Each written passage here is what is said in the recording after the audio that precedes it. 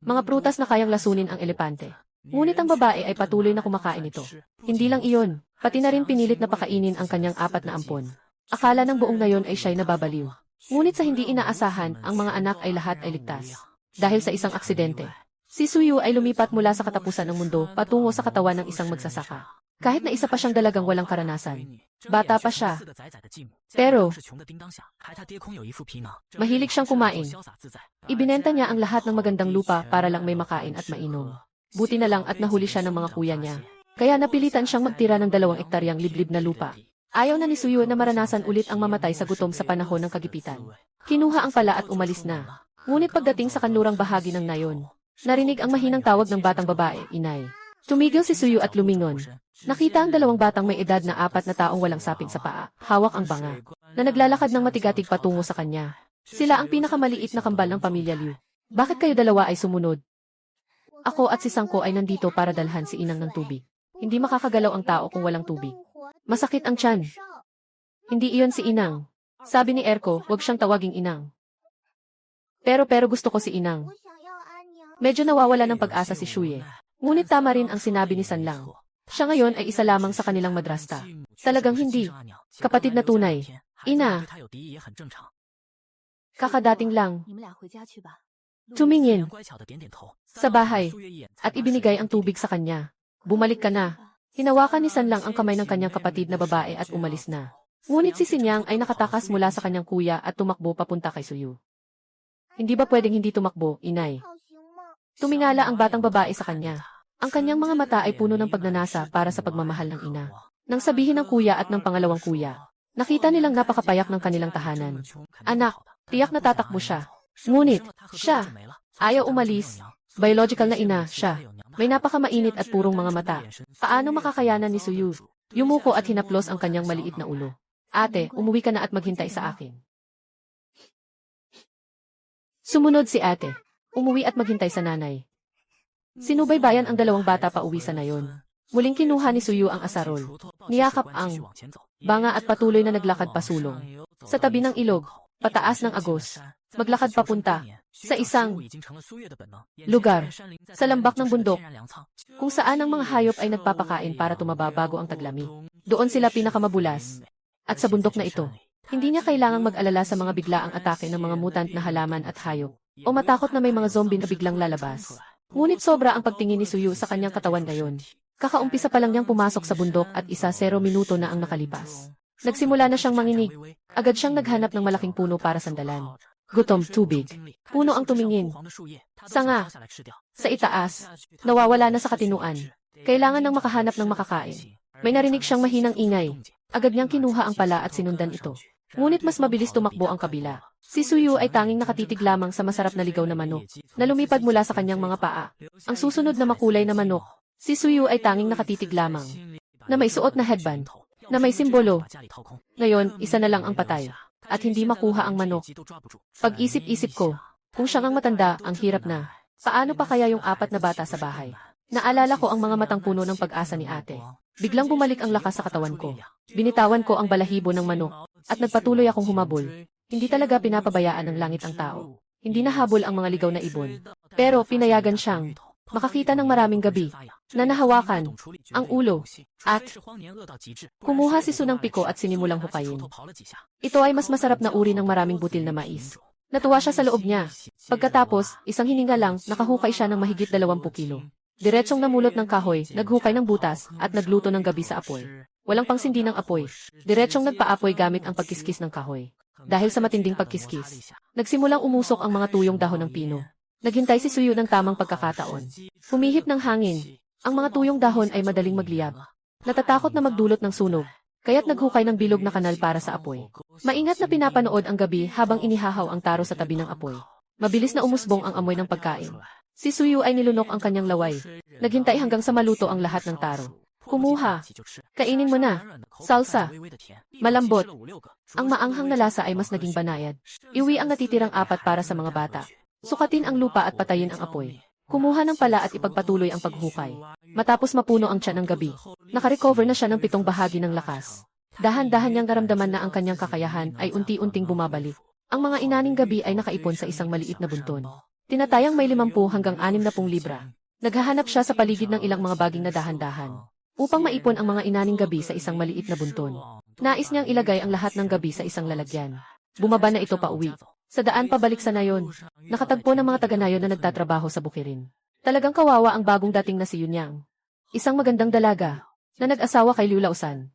Nangangailangan ng pagkain, kumakain ng lason. Sobrang malupit. Hindi na inintindi ni Suyu ang mga simpatya o paghamak ng iba. Gusto lang niyang makauwi agad para makita kung ano na ang nangyari sa 4 na stepson niya. Bagamat walang nag-aalaga sa kanila, nabuhay pa rin sila hanggang ngayon. Ngunit hindi pa rin kampante si Suyu. Kahit sa gitna ng apokalipsis. Siya. Hindi pa man ako nakakarating sa harap ng bahay. Mula sa malayo, narinig ko na ang sigawan at ang gulat ng mga bata. Na umiiyak. Diyos ko. Talaga. Hinahabol siya ng ilang kalalakihan sa Nayon, takot na takot. Sina Liu Dalang at Liu Erlang ay sumugod sa harap ni Liu Zai. Nais na harangin ang mga mabangis na taga-bukid. Ngunit ang ama ay hindi lang hindi pinigilan ang dalawang bata. Kundi isa pa, mabilis na tumalon at nagtago sa likod ng kanyang anak. Para sa kanila ay sumigaw ng laban, Dalang. Patayin si Erlang. Ngunit ito ay walang iba kundi ang pag-atake sa isang matibay na bato. Ang dalawang mahihina na bata ay itinulak palayo. At malakas na bumagsak sa lupa. Masakit na nanginginig ang buong katawan. Naghihiyaw ang kambal sa harap ng bahay. Huwag mong saktan ang kuya ko. Huwag mong saktan ang kuya ko. Natural lang na magbayad ng utang. Kung hindi ka magbabayad, sisirain ko ang bahay niyo ngayon. Tumakbo si Liu Zhe na mas mabilis pa sa kuneho. Kahit na magulo ang suot, gulo ang kilos. Pero ang kanyang matalim na kilay at mga mata ay nagpapakita ng kumpiyansa. Hindi maitatago, hindi makakatakas. Hindi maitatago. Takbo. Rin. Hindi natataranta sa pagtakbo. Nakikita mong may palakol na babagsak. Tumigil kayong lahat. Sumigaw si Suyu. Hinawakan ng mahina niyang kamay ang talim. Nagulat si Lin Erbao. Saan nanggaling ang babaeng ito? Bumangga siya sa kanyang kutsilyo. Bahagyang ginamit ni Suyu ang kanyang lakas. Kasama ang tao at kutsilyo, itinapon niya ito. Sino ka? Ano nang pakialam mo sa pagkuha ng utang kay Liu Laosan? Dito lang nakita ni Liu Zi ang tao sa harap niya. Biglang lumiwanag ang kanyang mga mata. Agad siyang nagtago sa likod ni Suyu. Asawa, tulungan mo ako. Napaluhod si Liu Zai. Napaluhod din ang mga tao na humihingi ng utang, sina Lin Erbao at iba pa. Tumingin sila kay Liu Da Erlang na nakahiga sa lupa at walang tumutulong. At may mga umiiyak na kambal na dragon at phoenix. Dumapo sa puso ni Suyu ang isang hindi maipaliwanag na galit. Nang makita si Liu Zi na walang kahit anong palatandaan ng malnutrisyon. Sa halip, ang kanyang katawan ay malakas. Bigla niyang naisip na mabuti na lang kung ang taong ito ay naayos na ng mga nanghulugan. Kaya't sa mga nagulat na tingin ng lahat, isang sipa ni Suyu kay Liu Zi at siya ay itinaboy palabas. May dahilan ang bawat utang at may may-ari ito. Kung sino ang may utang, sa kanya kayo maningil. Hinabol namin si Liu Zi buong araw. Pero itinulak siya palabas ng asawa niya. Bagamat hindi alam ni Lin Erbao kung ano ang plano ng babaeng iyon. Pero, hindi niya pinalampas ang pagkakataon at agad pinigilan si Liu Zi na nagulat. Itinali niya ang kamay at paa nito. Para hindi makatakas. Ito ang inyong pinagkakautangan. CJ. Mahal, anong ginagawa mo? Ako ang iyong asawa. Kagagaling lang natin sa hukuman. Ang mga tao mismo ang nagpakasal sa atin. Suyu, Suyu. Tumahimik ka nga, anong pinagsisigawan mo? Parang pinapatay na baboy. Kunin niyo na siya. Huwag niyong basta-bastang itapon. At huwag niyo ring saktan. Nakita mo na ang sitwasyon ko. Hindi ko siya kayang alagaan. Kaya pakiusap, ayusin niyo na lang. Buwisit na babae, pinapabola mo ako. Kuya, seryoso ako. Tandaan mo, kailangan kitang patayin. Talaga bang gagamitin mo ang buhay ni Liu Laosan para pambayad sa utang? Isa, tumango si Suyuen. Hindi na siya tumingin pa. Inalalayan niya si Liu Da Erlang na nakahandusay sa lupa. Tiningnan niya ang mga sugat ng bata. Dito ang bahay ko. Bagamat kami ay ilang ulila at mga ina. Hindi rin ako si Suyu na madaling takutin. Ngayon, si Liu Zi ay naipasa na sa inyo. Kung muling magkakaroon ng gulo sa harap ng aking tahanan, gagawin ko ang lahat para dalhin siya sa kinaroroonan. Si Yan Wanglin, napagtanto ni Erbao na hindi basta-basta ang babaeng ito. Nagsimula ng mag-atras. Si Liu Dalang at ang isa ay nagugutom na masyado. Nang bumagsak ang katawan, nahilo at hindi makabangon. Maliban sa ilang galo sa braso, wala namang malaking problema. Nakapagpahinga si Suyu, at dinala ang mga batang umiiyak na puno ng sipon. Sa kanyang harapan, bagaman 3 araw pa lang ang nakakalipas mula nang dumating ang babaeng ito sa kanilang bahay. Ngunit sa pagkakataong ito, napansin ng 4 na bata. Mukhang may mga tao silang maaasahan. Natatakot si Enyu at si Sinyang. Walang takot basta't andyan si Inyang. Talagang dadalhin na natin ang tao. Dalhin nyo na, hindi ko kayo pipigilan. Biglang natahimik ang lahat. Naalala ni Lin Erbao ang sandaling nahawakan siya ni Suyu. May kaunting takot pa rin sa kanyang puso. Ayokong masabing nang aapi ako ng mga babae at bata. Sige, kayong mag-asawa na lang ang magtuloy dito at kumanta ng Shuangjiang. Gusto ko lang makita kung sino talaga ang iiyak sa huli. Ganoon na lang dinala si Liu Zai. Pero ilang hakbang pa lang, lumingon siya para tingnan kung ano ang reaksyon ni Suyu. Pero napansin niyang hindi man lang natinag si Suyu. Sabi nga nila, isang gabi ng mag-asawa, 100 gabi ng pagmamahalan. Bakit itong mag-asawang ito, parang wala nang natitirang damdamin? 4 na anak ng Liu, wala ni isa ang dumating para humadlang. Gusto mo lang takutin ang tatay ko. Hindi mo naman talagang gustong ipapatay sila Lin Erbao. Tama ba? Hindi. Ako. Ay seryoso. Liu Jia. Magkapatid. 4. Mukha. Nahihilo. Pagkalipas ng ilang sandali, bumalik silang lahat na parang walang nangyari. Tumingin sa abalang likod ni Suyu. Nagdadalawang isip. Sumunod na dumating. At narito ang matandang Liu na nagmamadaling bumalik mula sa bukirin. 4 na magulang at anak. Hindi nakita si Liu Zai. Tanging, si Dalang ang nakita. 4 na magkakapatid.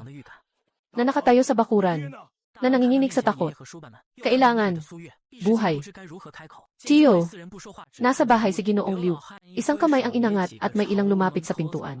Ang bahay ni Liu Zi ay isang kubo. Walang kahit anong dingding. Mayroon lamang itong maliit na 2 silid kainan. Ang purong bukas ay isang lutuan na itinayo gamit ang mga bato. Sa lutuan ay may isang mangkok. Sa tabi ng lutuan ay may isang walang laman na tangke. Walang bakod o bakuran. Si Liu, ang matandang lalaki, at ang kanyang asawang babae ay 2 hakbang mula sa mukha. Narito na sila sa tabi ni Liu Suyu. Isang walang laman na tangke at walang bakod o bakuran. Walang bakod at si Liu, ang matandang lalaki, at ang kanyang asawang babae ay 2 hakbang mula sa harap. Si Liu Suyu ay bagong lumaki, bago ang lahat, sa bahay. Sinabi na pupunta sa bayan para kunin ang manugang. Humiram ng 1 sentimo. Gamit ang perang ito, umupa ng kariton mula sa mayamang siwang sa tabi. Nakarating sa bayan at kinuha ang tao. Si Liu Zi ay hindi nakalimutang may ama pa siyang naiwan sa bahay. Ang nakatatandang ito, tao na walang pakialam, dinala ang bagong asawa sa lumang bahay. Matibay na nagbigay ng ulo kay Liu Laohan. Si Yunyang ay tumakas. Walang kahit 1 sentimo. Nakasuot ng lumang damit na ibinigay ng iba. Payat na payat ang tao. Tatay, kuya, ikalawang kuya, biyanan, at 3 kapatid. Anong gulo iyon? Tumingin ang 3 magkakapatid na Liu sa kanya. Medyo magalang pa. Nagsasauli ng utang. May hawak na 1 sentimo. Lahat ng pera ay gagamitin para bumili ng kalahating platitong money. Anong ipambabayad sa utang? Kung walang pera, buhay ang ipambabayad. Kung gusto ninyong tubusin siya, pwede rin. Kayo na ang maglabas ng pera para tubusin siya. Wala naman akong kahit 1 kusing.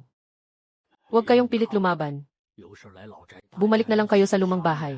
Kung gusto ninyo, kung tutubusin ninyo siya, iisipin niyang naiintindihan niya. Sarili niya. Ang ibig sabihin nito ay, matanda, Liu Zai. Habang tinitingnan ni Han ang 5 magkakapatid na babae sa harap niya, malalim siyang napabuntong hininga. Tinawag niya ang mga anak niyang lalaki para umalis. Pinanood ni Suyu habang papalayo sila. Paglingon niya, tiningnan niya ang 4 niyang kapatid. Nagtaas ng kamay ang 4 na tao at tapat na tumango ng tanungin kung gutom sila. Gutom din siya. Kinuha niya mula sa bulsa ang 4 na mainit-init pang gabi. Isa-isa nilang kinain para kahit paano ay mapunan ang sikmura. Suyu. Muli niyang ang silid. Sa loob ng bahay. Pagtitiwalag. Kawaling bakal. Walang laman ang banga, walang maayos na pagkain. Kaya patuloy lang silang nag-iihaw ng gabi. Mabilis na nagsindi ng apoy si Suyu. Nakatayo sa likod niya ang 4 na magkakapatid.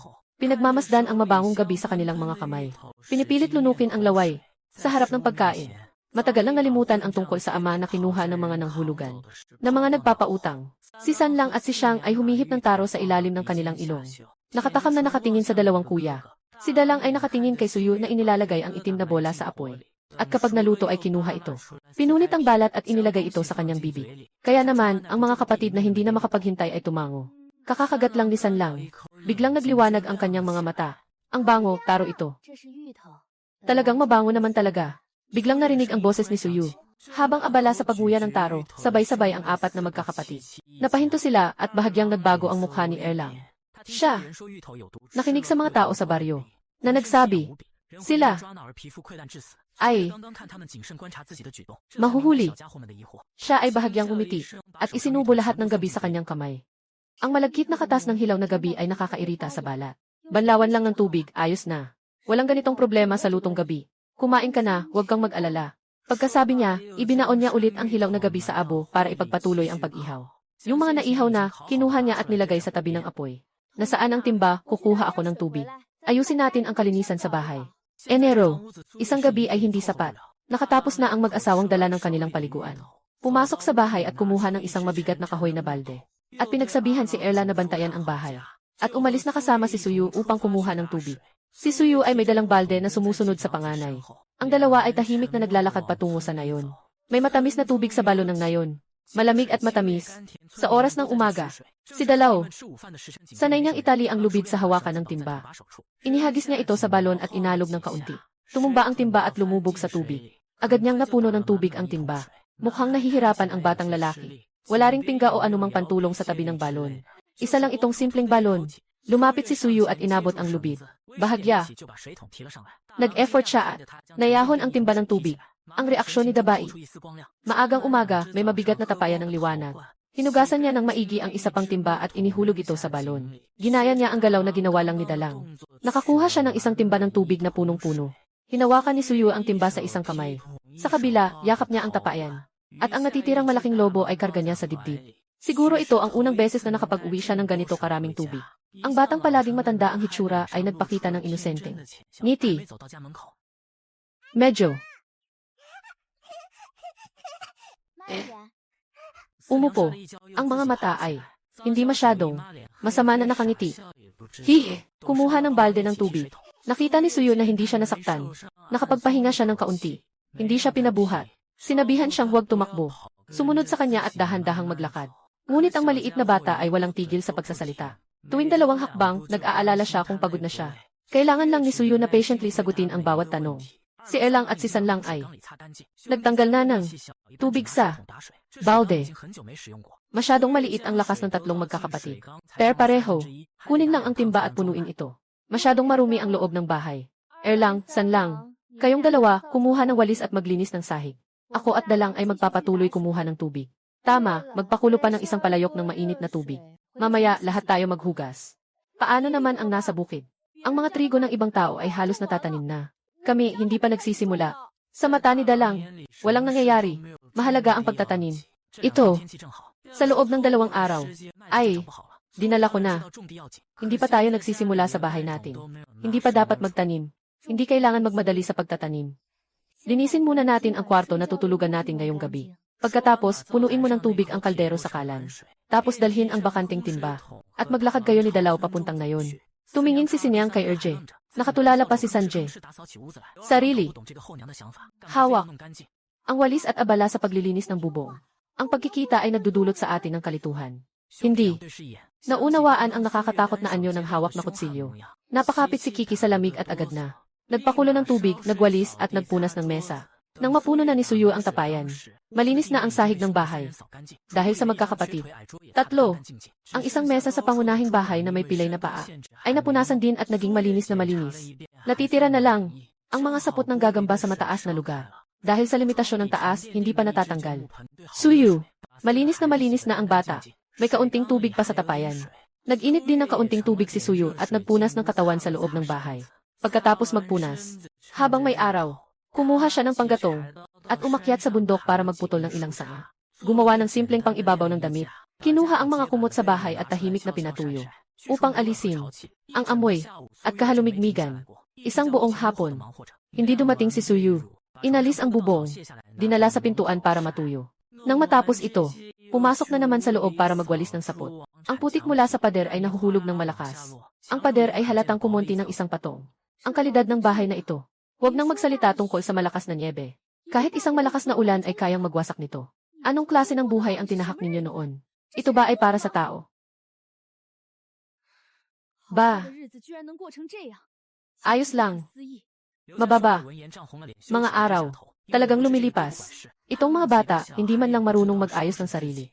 Wala ni isa sa mga bata sa nayon ang gustong makipaglaro sa kanila. Ayaw nila kasi madumi at mabaho sila. Kahit wala naman silang ginagawa. Kapag lumapit lang sila sa iba, napapagalitan pa sila. Medyo nalilito siya. Hindi ba siya ang nagalit sa kanila? Ano nang nangyari? Alam mo ba kung saan may tuyong dayami? Alainan. Para saan ang dayami? Itinuro ni Suyu ang kanilang mga kalbo. na mga paa. Kumikinang ang mga mata. Gagawa ba ng tsinelas ng damo si inay para sa kanila? Sumunod si Suyu kinadala at Erlang. Palihim. Pumunta sila sa palayan ni Mang Liu na kakaani pa lang. Ayos lang bang kunin ito ng direkta? Hindi nagsalita si Dala. Pero makikita sa bilis ng kanyang kamay na sanay na siya. Madalas niyang gawin ang mga ganitong bagay. Sabi ni tatay, kay lolo ito. Ang kanya ay atin, ang atin ay kanya. Ganyan ang magkakapatid. Matagal na kasunduan. Magulo at walang ayos. Pero tignan mo, yakap-yakap mo ang isang bungkos ng dayami. Pinili niyang manahimik. Tatlo silang magkakapatid na may bitbit na malaking bungkos ng dayami. Hindi nagtagal, nawala na sila sa bukid. Malayo ang bahay ni Liu Zai. Pagdating malapit sa bahay, saka lang bumagal ang tatlo. Nakabawi ng hininga si Erlang. Nagmadali siyang lumakad para makahabol. Suyu, gagawa ka ba ng lumang sapatos para sa amin? Marunong ka pa bang maghabi ng tsinelas? Ang trabahong ito ay mabilis na natapos, maglakad ka ng 2 hakbang para makahabol. Suyu, gagawa ka ba ng lumang sapatos para sa amin? Marunong ka pa bang maghabi ng tsinelas? Kailan ang trabahong ito? Huminto.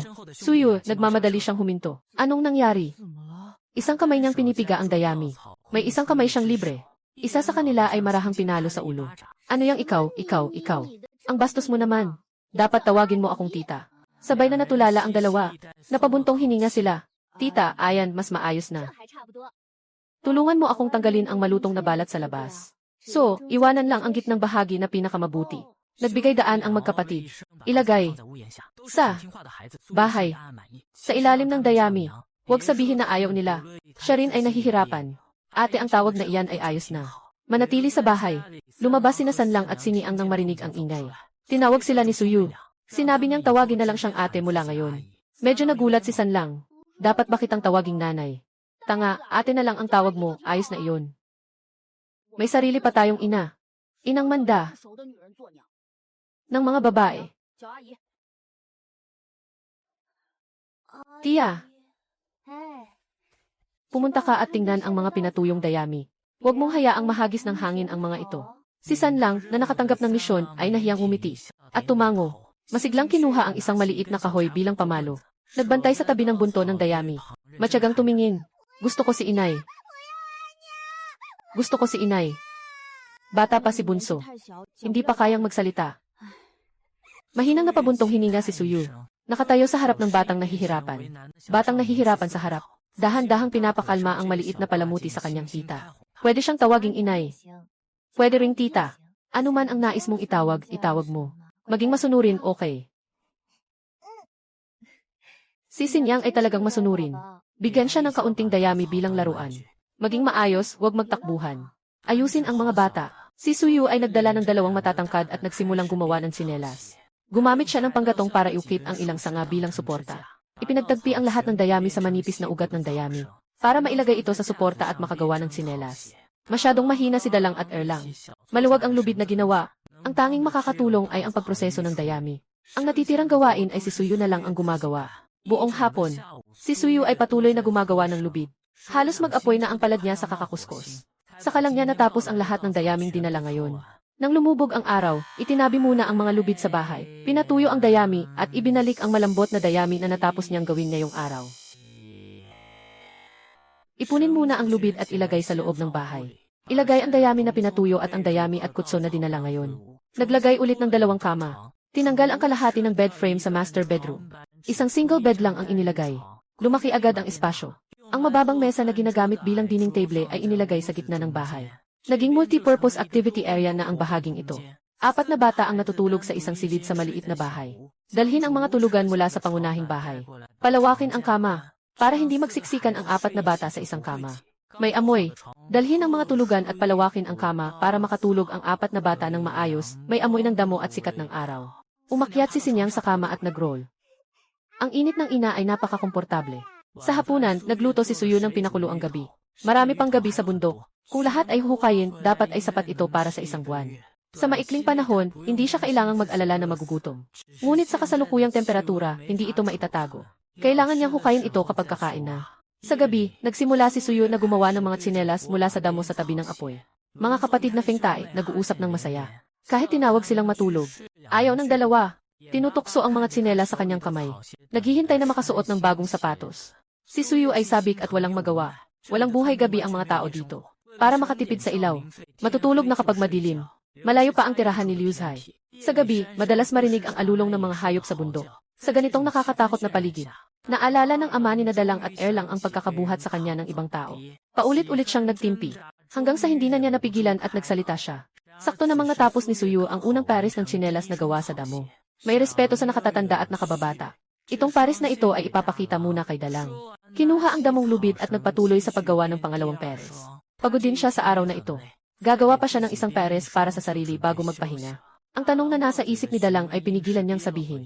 Ngunit nang makita ang pares ng tsinelas na mahigpit ang pagkakagawa, masayang hinawakan ito ng binata.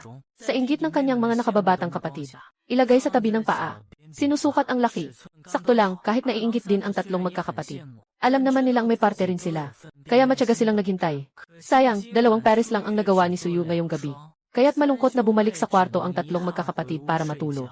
Umaasa sa pagdating ng bukas. Kinabukasan, nagsuot si Suyu ng bagong tsinelas na gawa sa damo. Kumain siya ng 2 gabi. Pagkatapos, bitbit ang asarol, lumabas siya ng bahay. Mabilis siyang naghukay ng 2 butas. May mga hayop sa bundok na naghihintay na gumaling siya. Kapag kumpleto na ang gamit, muling lalaban. Sa bahay, naihanda na ng mga bata ang almusal. Hintayin siyang makabalik bago kumain. Ito ay talagang hindi inaasahan ni Suyu. Maaaring dahil siya ang nagdala ng pagkain. Tinatanggap na siya ang may karapatan sa pamamahagi. Ang mga ina ay masayang kumain ng 8 kilo. Sa panahong iyon, si Sinyang ay paminsang nag-aamo. At bumaba. Kinuha muli ni Suyu ang dayami at gumawa ng tsinelas. Inubos niya ang isang araw para makagawa ng 3 pares ng maliit na tsinelas. At nakagawa pa ng isang pares na pang-adulto.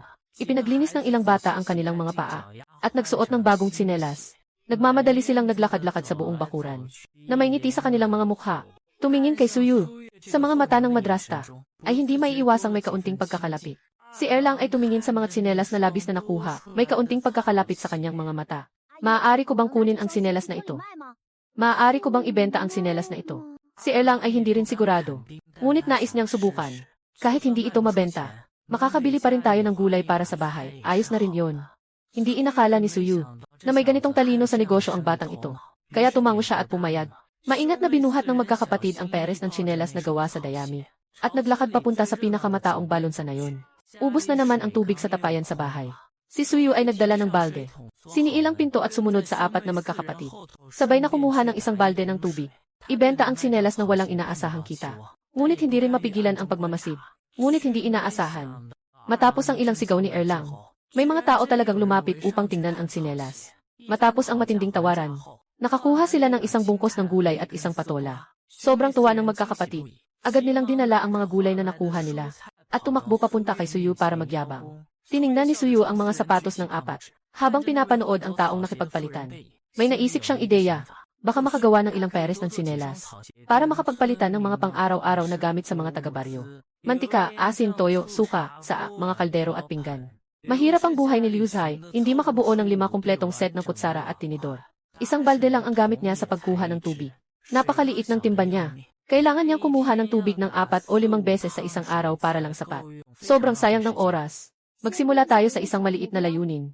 Palitan ng isang balde at isang patag na kahoy. Soda, tubig, magbigay ng talumpati. Litsat, si Dalang at si Erlang ay puno ng sigla. Punta muna tayo sa lupa ng lolo mo para manghiram ng dayami. Kapag kumita na tayo, ibabalik natin ang puhunan. Ano sa tingin ninyo? Nagkatitigan ang magkapatid. Walang kaunting pag-aalinlangan. Lumiko at tumakbo patungo sa bukirin ng matandang Liu. 5 tao sa pamilya. May malinaw na mga tungkulin. Si Dalar at si Dalarong ay responsable sa pagdadala ng mga hilaw na materyales. Si Sanlang at si Sinyang ay responsable sa paunang pagproseso. Su, buwan, ay nakatambak na ng isang malaking rolyo ng damong lubi, na kaya nang gawing 10 pares ng tsinelas na gawa sa damo. Lahat ng dayami sa bukid ni Tia ay nailipat na. Tiningnan ni Suyu ang malaking rolyo ng damong lubid sa tabi niya. At tiningnan din ang nakatambak sa loob ng bahay. Isang bunto ng dayami at tumango siya. Natapos na ang kanilang gawain sa pagbubuhat. Pumasok sa grupo ng mga tagapagturo ng pagbuo ng lubid. Nagsusumikap na maipagpagawa ang unang batch ng mga tsinelas bukas ng umaga.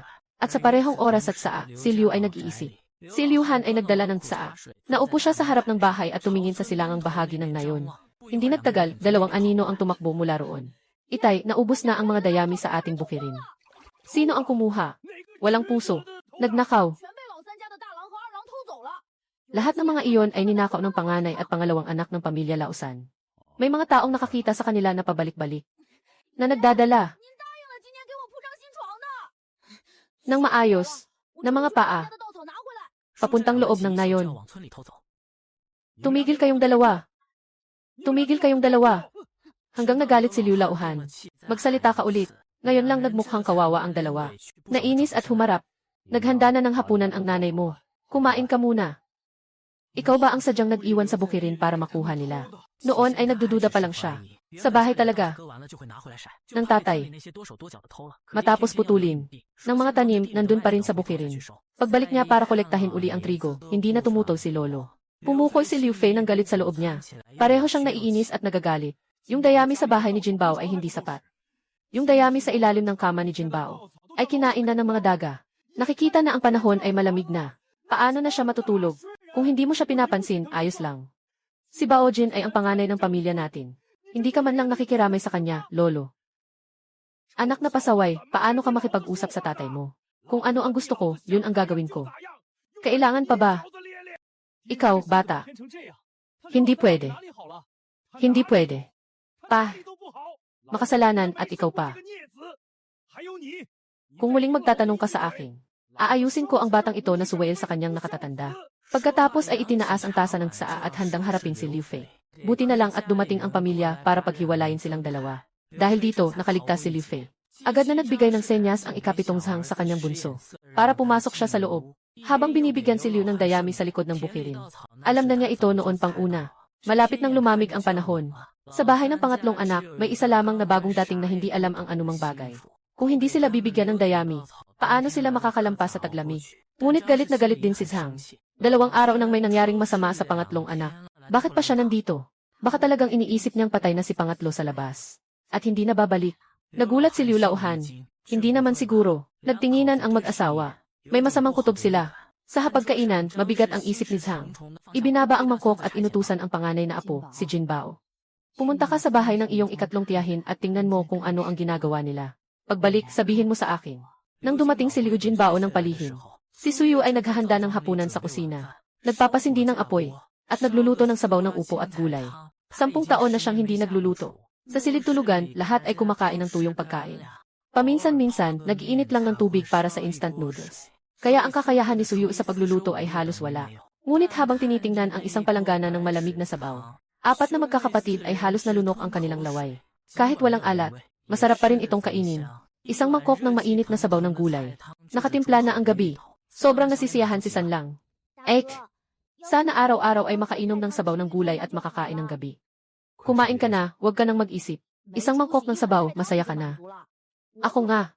Sa hinaharap, gusto kong kumain ng puting kanin na may taba ng baboy. Ganito lang. Sa antas ng pamumuhay ng mga taga-Liujiakun, ang puting bigas at taba na karne ay talagang mataas na antas. Tulad ng sa bahay ni Liu Laohan. Kahit na sa mga pista, hindi tiyak na makakakain ng puting bigas at 2 pirasong taba. Nakapagpuno na ng tiyan. Tinawag ni Suyu ang 2 malalaki para ipagpatuloy ang pagbuo ng lubid. 2 taong gulang ang magkapatid.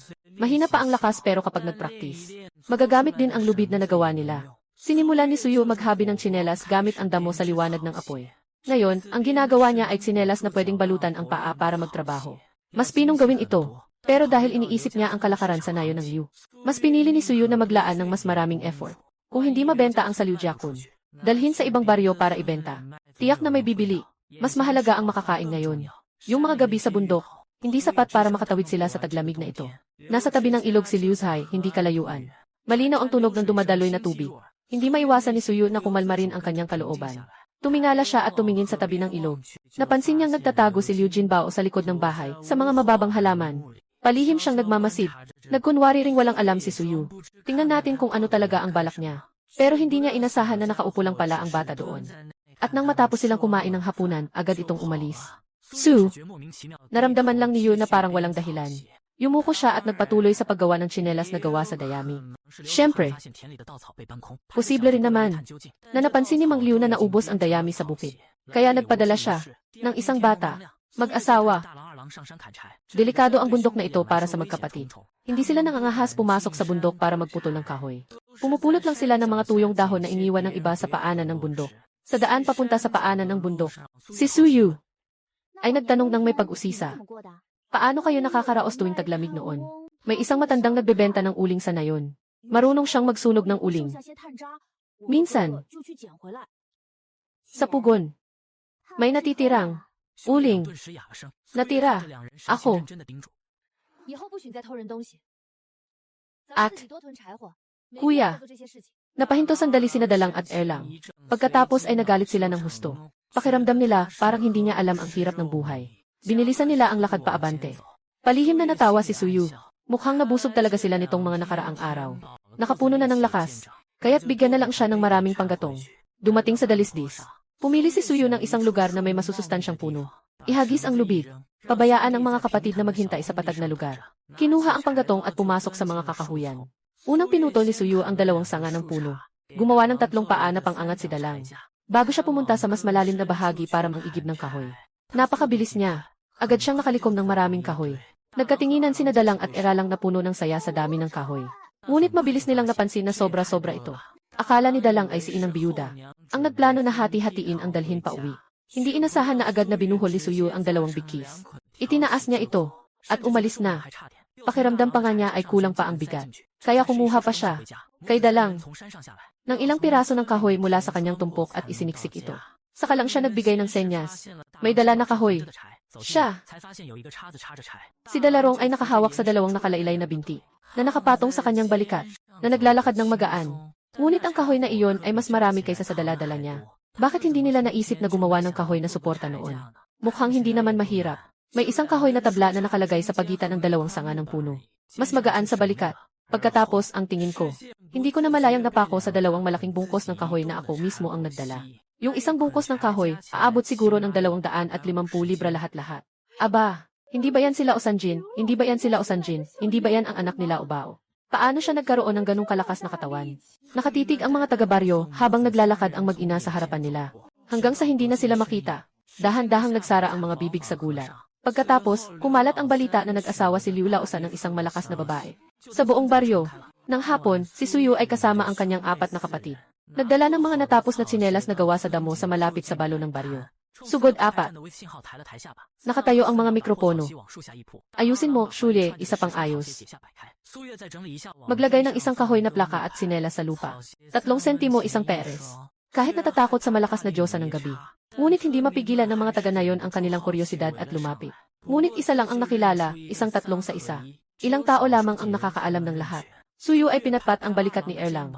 Matapos ang ilang araw ng pagmamasid, nalaman niyang si Erlang ay may pinakamakapal na mukha at pinakamasigasig na tao, na madaling makisama at agad na nakikibagay, at sa kalaunan ay madaling makipag-ayos.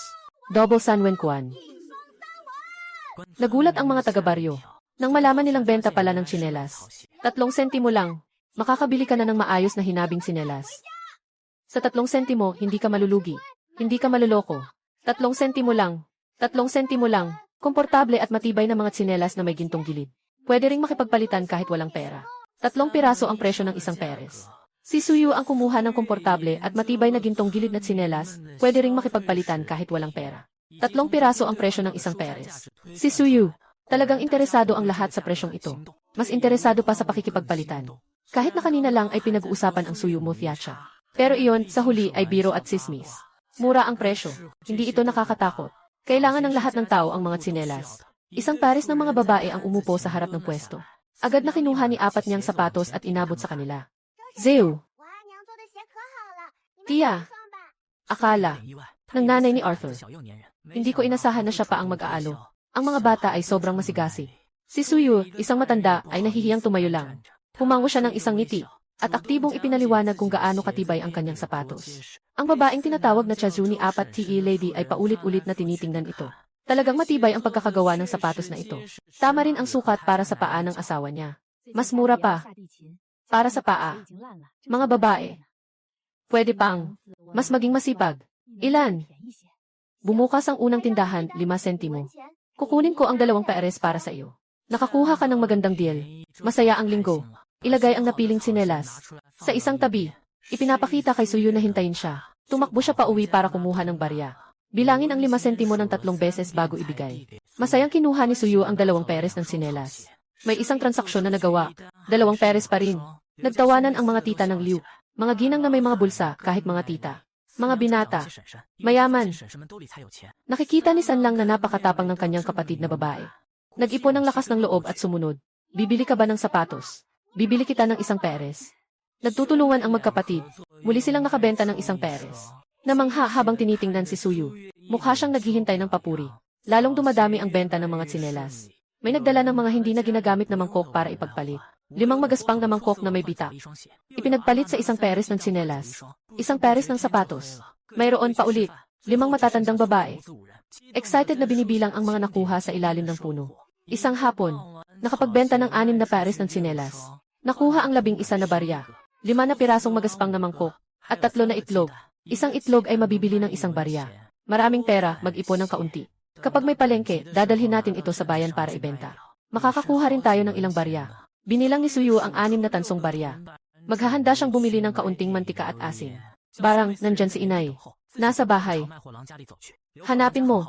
Dahil nagtitinda kami, sadyang nag-iwan kami ng pwesto sa harap ng bahay. Isang sulyap lang ay makikita na lumapit.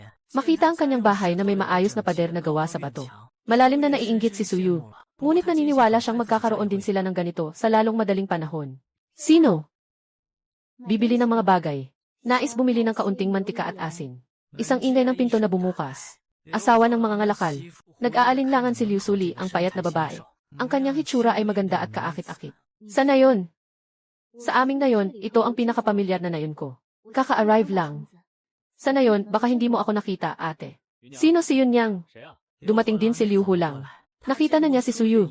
Agad niyang nakilala na siya ay mula sa pamilya ni Liu Sanje. Tumango si Suyu. Habang tinitingnan ni Yun Yang si Suyu, lalo siyang naawa sa kanya. Tumingin siya. Isang masipag na tao. Marunong pang gumawa ng sapantaha. Ngunit, nag-asawa. Kay Liu Zai ang salot na iyon. Mahirap ang kapalaran ng kapatid na si Suyu. Inilabas. Diretso. Ang pera kay maliit na kapatid na babae. Kunin. Ibalik. Hindi naman. Sinasaklaw. Masyadong. Mga bagay. Ang ibig sabihin. Sa gitna. Bayad. Kaya. Huwag. Na. Gawin. Huwag. Magbayad. Ipasa mo na lang ang 4 na pares ng tsinelas. Kaya't umaasa ako sa iyo. Kung mabenta ito, may stock pa ako dito. May sukat para sa lalaki, babae at bata. Magagawa ito, sabihin mo lang. Gaano karami ang kailangan ng hipag? Sa langis at asin, si Suyu ay nahihiya. Kaya't bibili muna ng 2 liang langis. 2 layang magaspang na asin. Hindi marami. Tamang-tama, 6 na barya. Wala siyang dalang lalagyan. Mabait na pinahiram sa kanya ni Yunang ang isang kawayan. Para lagyan ng langis at magaspang na asin. Nakapak sa tamang halaga, 6 na barya. Wala siyang dalang lalagyan, mabait na pinahiram sa kanya ni Yunang ang isang kawayan para lagyan ng langis at magaspang na asin. Ibalik ang mga prutas at bulaklak sa inyo. Dalhin ang mantika at asin at umalis. Pumunta sa batis. Agad na lumapit ang 4 na magkakapatid na Liu. Excited na nakatingin sa bambo tube at dahon ng saging sa kanyang kamay. Naamoy ang amoy ng mantika. Ang tiyan na matagal ng gutom ay umuungol.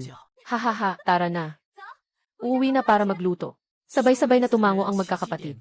Nagniningning ang kanilang mga mata. Nagmamadaling umuwi. Sobrang excited para sa hapunan ngayon. Dayami. Isang pakete. Kakauwi lang. Balak gamitin para sa itlog. Kahit na makita ang itlog, tuloy ang laway. Pero hindi nila naisip na kakainin ito. Ganito kayaman na bagay. Ipunin para ibenta. Para makabili ng mas maraming bigas. At makakain ng ilang beses pa. Si Dalang ay masiglang may dalang mangkok na may dayami. Pumunta sa kusina para hanapin si Suyu. Nang siya'y magsalita, bigla siyang napalaking mata. Nakita niyang mabilis na kumilos si Suyu. Ilagay ito sa kumukulong mainit na tubig. Haluin gamit ang chopsticks. Ilagay ang isang dakot ng asin. Magpatak ng kaunting mantika. Sa huli, ilagay ang bungkos ng ligaw na sibuyas na nahuli lang sa tabi ng ilog. Biglang sumik ang napakatinding bango at sarap. Si Liu Dalang, na 800 taon nang di nakakatikim ng masarap na pagkain. Napalunok ng laway. At agad-agad, walang pag-aalinlangan, isinalin niya ito. Sa mga mangkok ng 4 na kapatid na babae at lalaki. Hinati ni Suyu ang sabaw sa 5 mangkok. Tinitiyak na bawat mangkok ay may 3 o 4 na piraso ng itlog. Ang gabi ng pagluluto ng gabi, inilagay ang taro sa apoy ng maaga. Kapag natapos na ang mga gulay, luto na rin ang taro. Ang natirang kalahating bungkos ng gulay kahapon. Iniluto ni Suyu ito sa kaunting langis. Isang maliit na mangkok ng itlog. Tumingin sa mga luntiang. Napakakaaya-ayang tingnan. Iba talaga ang pagkain na may mantika at asin. Sinabi ni Suyu na kumain na. Sa loob ng bahay, tanging ang tunog ng pagkain lamang ang maririnig. Matapos kumain ng hapunan, inisip ni Dalang na ayusin ang mga pinggan at kubyertos. Dalhin ito at linisin ng mabuti. Inilipat ni Suyu ang lubid sa pintuan. Sa liwanag ng sulo sa pintuan, ipinagpatuloy ang paghahabi ng mga tsinelas. Ang mga bata sa bahay ay nilalantakan ang mga labi ng tinta. Masigasig na gumagawa ng mga bagay na kaya nilang gawin. Umaasa na bukas ay magkakaroon pa ng ganitong masarap na pagkain. Umaga, si Suyu ay nagdala kay Dalang at Jiro sa bundok para manghuli ng kahoy at mag-ipon ng panggatong. Tanghali, nagbuburda siya ng mga damo para gawing sapatos. Hapon, naghihintay siya na makauwi ang mga tao sa baryo mula sa kanilang pagtatrabaho sa bukid. Pagkatapos, dinadala niya ang mga sapatos sa balon sa baryo para ibenta. Sa loob ng 2 araw, mag-isa siyang pumupunta muli sa South Mountain. Maghuhukay siya ng sapat na 3 araw na ube at uwi. Ang natitirang oras, hindi siya nagbuburda ng sapatos. Kundi nasa biyahe niya papunta sa pagbebenta ng sapatos, ang unang batch na binili. Napansin ng mga tao na gumagamit ng tsinelas na maganda at matibay ang mga tsinelas na ginawa ni Suyu. Kaya nag-order sila ng ilan pang pares. Nagbigay si Suyu kay Liu ng 4 na pares ng tsinelas para ibenta. Pagdating sa bayan, may isang matalas ang mata na magsasaka na bumili ng 2 pares agad. 5 yen ang isang pares. Kalahati ang kita ni Liu. Ang natitirang 2 pares ay masigasig niyang ibinenta. Mabilis din itong naibenta. Yung mga hindi nakabili ay nagpareserba rin ng ilang pares. Kaya naman, nakatanggap si Suyu ng order kay Liu Hulang ng tig 5 pares para sa lalaki at babae. At nabayaran na rin ang bayad sa naunang 4 na pares ng tsinelas. 10 yen lahat-lahat. Maganda naman ang benta nitong mga nakaraang araw sa nayon. Kasama ng mga naibenta at mga nakareserba. Ngayon ay may 51 na barya si Suyu.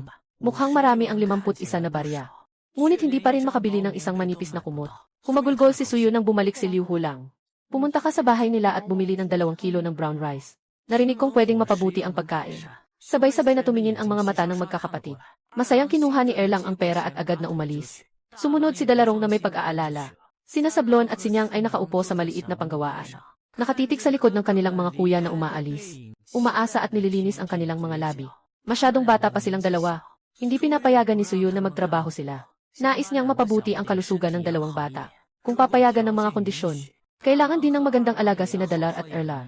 Ngunit wala tayong magagawa. Ngayon, hindi ito pinapayagan ng mga kondisyon. Sa mga nakaraang araw, malaking tulong ang 2 ito. Para hindi siya maligaw, bumili ng magandang bigas. Masiglang nagmadali ang magkapatid pa uwi. Sa mga nakaraang araw, kasama si Suyu, busog sila. Kitang-kita na ang kulay ng kanyang mukha ay bumuti na. Nang si Liu Bo ay nagbalik mula sa bukirin kasama si Jinbao. Nakita niya ang 2 kapatid na tumatakbo papalapit. Medyo nag-atubiling makilala sila. Dalang at Erlang. Nang huminto ang 2 bata, lumingon sila. Si Erlang ay humigpit pa sa hawak na palayok sa kanyang dibdib. Mukhang nagbabantay siya. Nang makita na si Tito pala, saka lang siya nakahinga ng maluwag. Ano nang ginagawa ninyong 2? Umalis na kayo, ulan na sa Makalawa. Natapos na ba ang pagtatanim ng trigo sa bahay?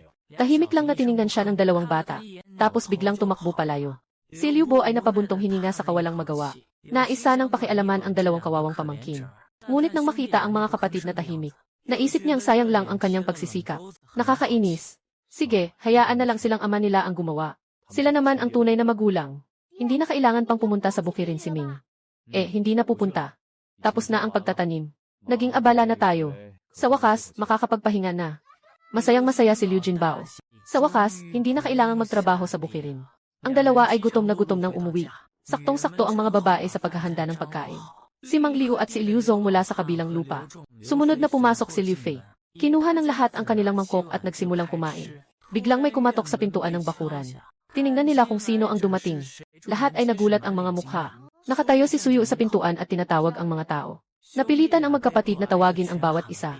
Tinanong ni Zhang kung kamusta na ang ikatlong pamilya. Kumain na ba kayo? Pagkasabi niyan yon, narinig ang isang kalmadong hininga. Hindi naman kailangan magpasama para kumain. Ipagpatuloy niyo lang ang pagkain. Huwag niyo na akong pansinin. Maghahanap ako ng tatay at nanay para may sabihin. Sabi na at umalis. Naging sabik ang puso ng 2. Sa wakas, ang bahay ng pangatlo ay dumating para mangutang at bumili ng tao. Ngunit sa labas, nagkunwari pa ring nalilito. Nagsenya sa pamilya na ipagpatuloy ang pagkain. Tinawag ang 3 tao ni Suyu na pumasok sa silid. Ngunit hindi inaasahan ang unang sinabi ni Suyu. Nandito ako para bumili ng butil ng trigo. 2 matanda, 7 tanga. Hindi natutulungan sila usan. Siyempre, napansin ni Suyu ang mabilis na pagbabago ng emosyon sa mga mata ng 2. Pero ano naman ang pakialam dito? Si Liu Zai, tiyak na halos patay na sa ngayon. Matagal nang nabubuhay sa apokalipsis. May sarili rin siyang paraan ng kaligtasan. Sinumang tao o bagay na nagbabanta sa kanyang kaligtasan ay kanyang aayusin ng maaga. Sa kanyang kasalukuyang sitwasyon, ang pagkawala ni Liu Zi ang pinakamainam na solusyon. Kaya't hindi pinansin ni Suyu ang emosyon ng mga nakatatanda. 2 kilo ng butil ng trigo. Magbigay kayo ng presyo. Katatapos lang sabihin ni Dalang at Erlang sa kanya pagdating nila sa bahay. Nangyari ang tungkol kay Tio Liu. Nag-isip si Suyu. Siguro ay itatanim na lang ang 2 ektarya. Kung hindi itatanim, wala nang anihin. Baka makaraos sila sa taglamig na ito. At makakuha pa ng kaunting ani. Hindi pa ba kayo nagsisimulang magtanim ng trigo? Hindi rin alam kung kailan ulan. Kasi dati abala ako sa bahay, tapos may nangyari pa. Kaya nitong mga nakaraang araw lang ako unti-unting nakabawi. Iniisip kong simulan ng itanim yung 2 ektarya ng lupa. Para sa susunod na taon, kahit ano pa mangyari, may ani pa rin tayo. Tay, hindi pa ako nakapagtanim ng lupa noon. Kaya sana matulungan mo ako at turuan. Totoo ang sinabi ni Suyu. Sa totoo lang, maayos naman ang kalagayan ng pamilya ni Yuansheng. Kung hindi dahil sa kalamidad, marami ang mga kapatid sa bahay. Marami rin ang mga lupa. Hindi siya kailanman makakapag-ani. Hindi inasahan ni Liu na hindi siya marunong magtanim. Pero hindi rin niya masabi ang anuman. Nakatagong sa isip ang tungkol sa 3 anak. Tumingin sa walang pakialam na ugali ni Suyu. May kaunting galit sa puso. Nagbigay ng senyales si Zhang para kunin ang butil ng trigo. Buti na lang nakapagbigay ng dagdag na buto. May natira pang kaunti sa lupa sa bahay. Kung hindi rin maibigay ni Suyu. Mahirap din ang buhay ng mga tao sa lumang tahanan ng Liu. Ang mga damit ay may mga patch sa mga patch. Kumakain lang kami ng brown rice. Ang lumang bahay na ito ay mas marami lang ng ilang silid kumpara sa kay Suyu. Isa na lang ang dagdag na pader. Ang ama at mga anak ay abala mula simula ng taon hanggang sa katapusan. Kaya't halos sapat lang ang kita para sa 9 na tao sa bahay. Hindi pa kasama si Liu Zi na gulo-gulo. Ang natirang kaunting pera ay karaniwang ginagamit para sa kanya. Inabot ni Giangi. Zhang kay Suyu ang garapon ng binhi ng trigo. Maingat niyang ipinaliwanag kung paano magtanim. Tanda ni Suyu ang mga detalye. Kumpiyansa siyang hindi ito mahirap. Iniisip niyang matutunan niya ito bukas kapag sinubukan. Muling naglabas ng 5 tansan. Hindi pa ako nakakabili ng binhi ng trigo. Hindi ko rin alam kung sapat na ito. Nakatitig si Zhang na para bang nakakita ng multo.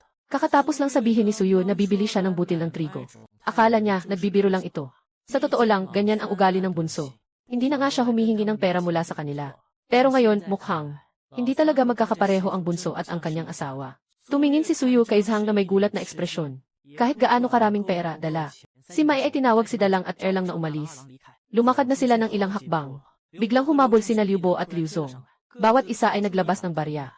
Nagtipon ang magkapatid at sabay na ibinigay kay Suyu. Wala rin kaming sobra. Pero mahalaga ang buhay ng bunso. Kunin mo muna siya para ma-redeem siya. Yung natitira, mag-isip na lang tayo ng paraan. Sabi ng nanay, may itim na mina si Lin Erbao. Yung mga nang istorbo sa kanya, hindi siya papatayin agad. Ihuhulog lang siya sa minahan para magtrabaho at makabayad ng utang. Baka walang masamang mangyari kay Lausan. Sa pagkakataong ito, natutunan niya ang leksyon. Magsisimula na siyang matuto mula ngayon. Kailangan yung dalawa ang isa't isa para maging maayos ang mga araw na ito. Tumaas ang kilay ni Shuye. Si Liu Zi ay ganito nakalala. May pamilya pa siyang tumutulong. Talagang hindi ka pani-paniwala. Tumingin sina Dalang at Erlang sa babae na puno ng pag-asa. Umaasa na ibibigay niya ang pera. Hindi na kailangan, kulang ang perang ito para sa pagtubos. Walang silbi ang ibigay ito, parang pinuno lang ang walang hanggan. Mas mabuti pang itago niyo na lang. Pagkatapos ay lumingon at mabilis na naglakad pa uwi. Lumalalim ang kanyang mga mata. Nag-aalangan sina Dalang at Erlang na tumingin sa 2 tiyuhin. Ngunit nagpatuloy pa rin sila sa paghabol kay Suyu. Walang magawa si Liu Zong kundi sumunod ng ilang hakbang. Hindi alam kung paano tumakbo ng ganito kabilis ang mag-ina. Sa isang kisap mata, nawala na sa dilim ng gabi. Kailangan lang huminto at tumingin kay Liu Bo na walang magawa. Ate, paano naman niya hindi kukunin ang perang ito? Naguwian ang magkapatid, at sinabi ang tungkol sa hindi pagtanggap ni Suyu ng pera. Hindi ito isang magandang senyales para sa pakikipagsapalaran kay Lausan. Kung hindi nagbago si Lausan, isa siyang walang katapusang butas. Tama na. Mag-isip na lang tayo ng ibang paraan. Biglang lumakas ang hangin sa gabi. Nagising si Suyu mula sa kanyang pagkakatulog. Pagdilat ng mata niya, nakita niya ang maliwanag na kalangitan na puno ng bituin. Tinangay ng malakas na hangin ang mga dayami sa bubong. Nagkaroon agad ng malaking butas. Patuloy pa rin ang pag-ugong ng hangin. Yung ilang maninipis na bigas sa bubong ay patuloy na nanginginig dahil sa hangin. Sa aking tainga, rinig ko ang lagaslas ng pintura ng pader na bumabagsak. Parang anumang oras ay guguho ang buong bahay. Nako, baka bumagsak na ang bahay na ito. Ana, mula sa kabilang bahay ay narinig ang sigaw ni ika-4 na ina. Agad na tinikom ni Suyu ang kanyang pagkabigla. Mabilis siyang bumangon, nagsuot ng sapatos, binuksan ang pinto, at tumakbo. Dalong, Erliang. Sanlang, Siniang. Lumabas kayo agad, 4 na bata ang mahigpit na nagyakapan sa kama. Takot na takot silang nakatingin sa bubong habang isa-isang nililipad ang mga dayami. Siniang, Sanlang, Siniang, lumabas kayo. 4 na bata ang mahigpit na nagyakapan sa kama. Takot na takot habang nakatingin sa bubong na nililipad ang mga dayami. Takot na takot si Siniang at paulit-ulit na tinatawag ang inay. Nagpapakatatag si Dalang. Yinakap niya ang mga kapatid. Nabahala si Suyu. Huwag nang magpatumpik-tumpik, tumakbo na. Siyang tumakbo papunta sa harap. Isinakay niya si Sanlang at si Xiang. Sumigaw siya kay Dalang at Erlang, lumabas na kayo. Bumabagsak na ang bahay. Nabigla ang apat na bata.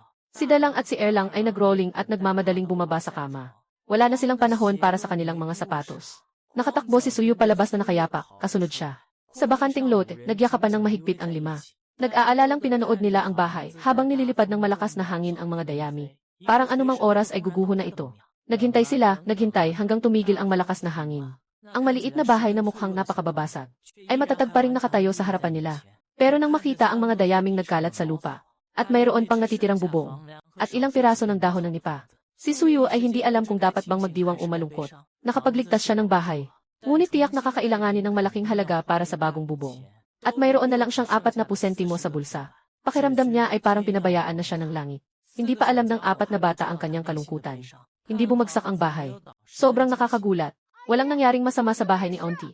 Tumingin si Suyu kay Erlang na puno ng kasiyahan. Ito ba ang tawag mong walang nangyari? Sobrang dami ng sama ng loob. Nanginig si Erlang. Natakot at agad na tinakpan ang kanyang bibig.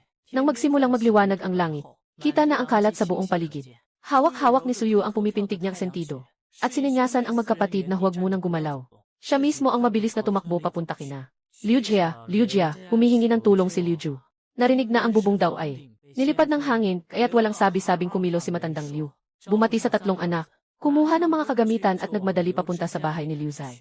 Sumunod si Suyu sa likod, tumingin sa apat na ama't anak na nagmamadali. Ang matigas na puso ay unti-unting natunaw. Maraming uri ng kasanayan ang alam ng mga tao sa nayon. Ang pagkukumpuni ng bubong ay hindi gaanong bagay para sa apat na tao ni Liu Laohan. Ano ba iyon? Nakita nila ang walang laman na bubong.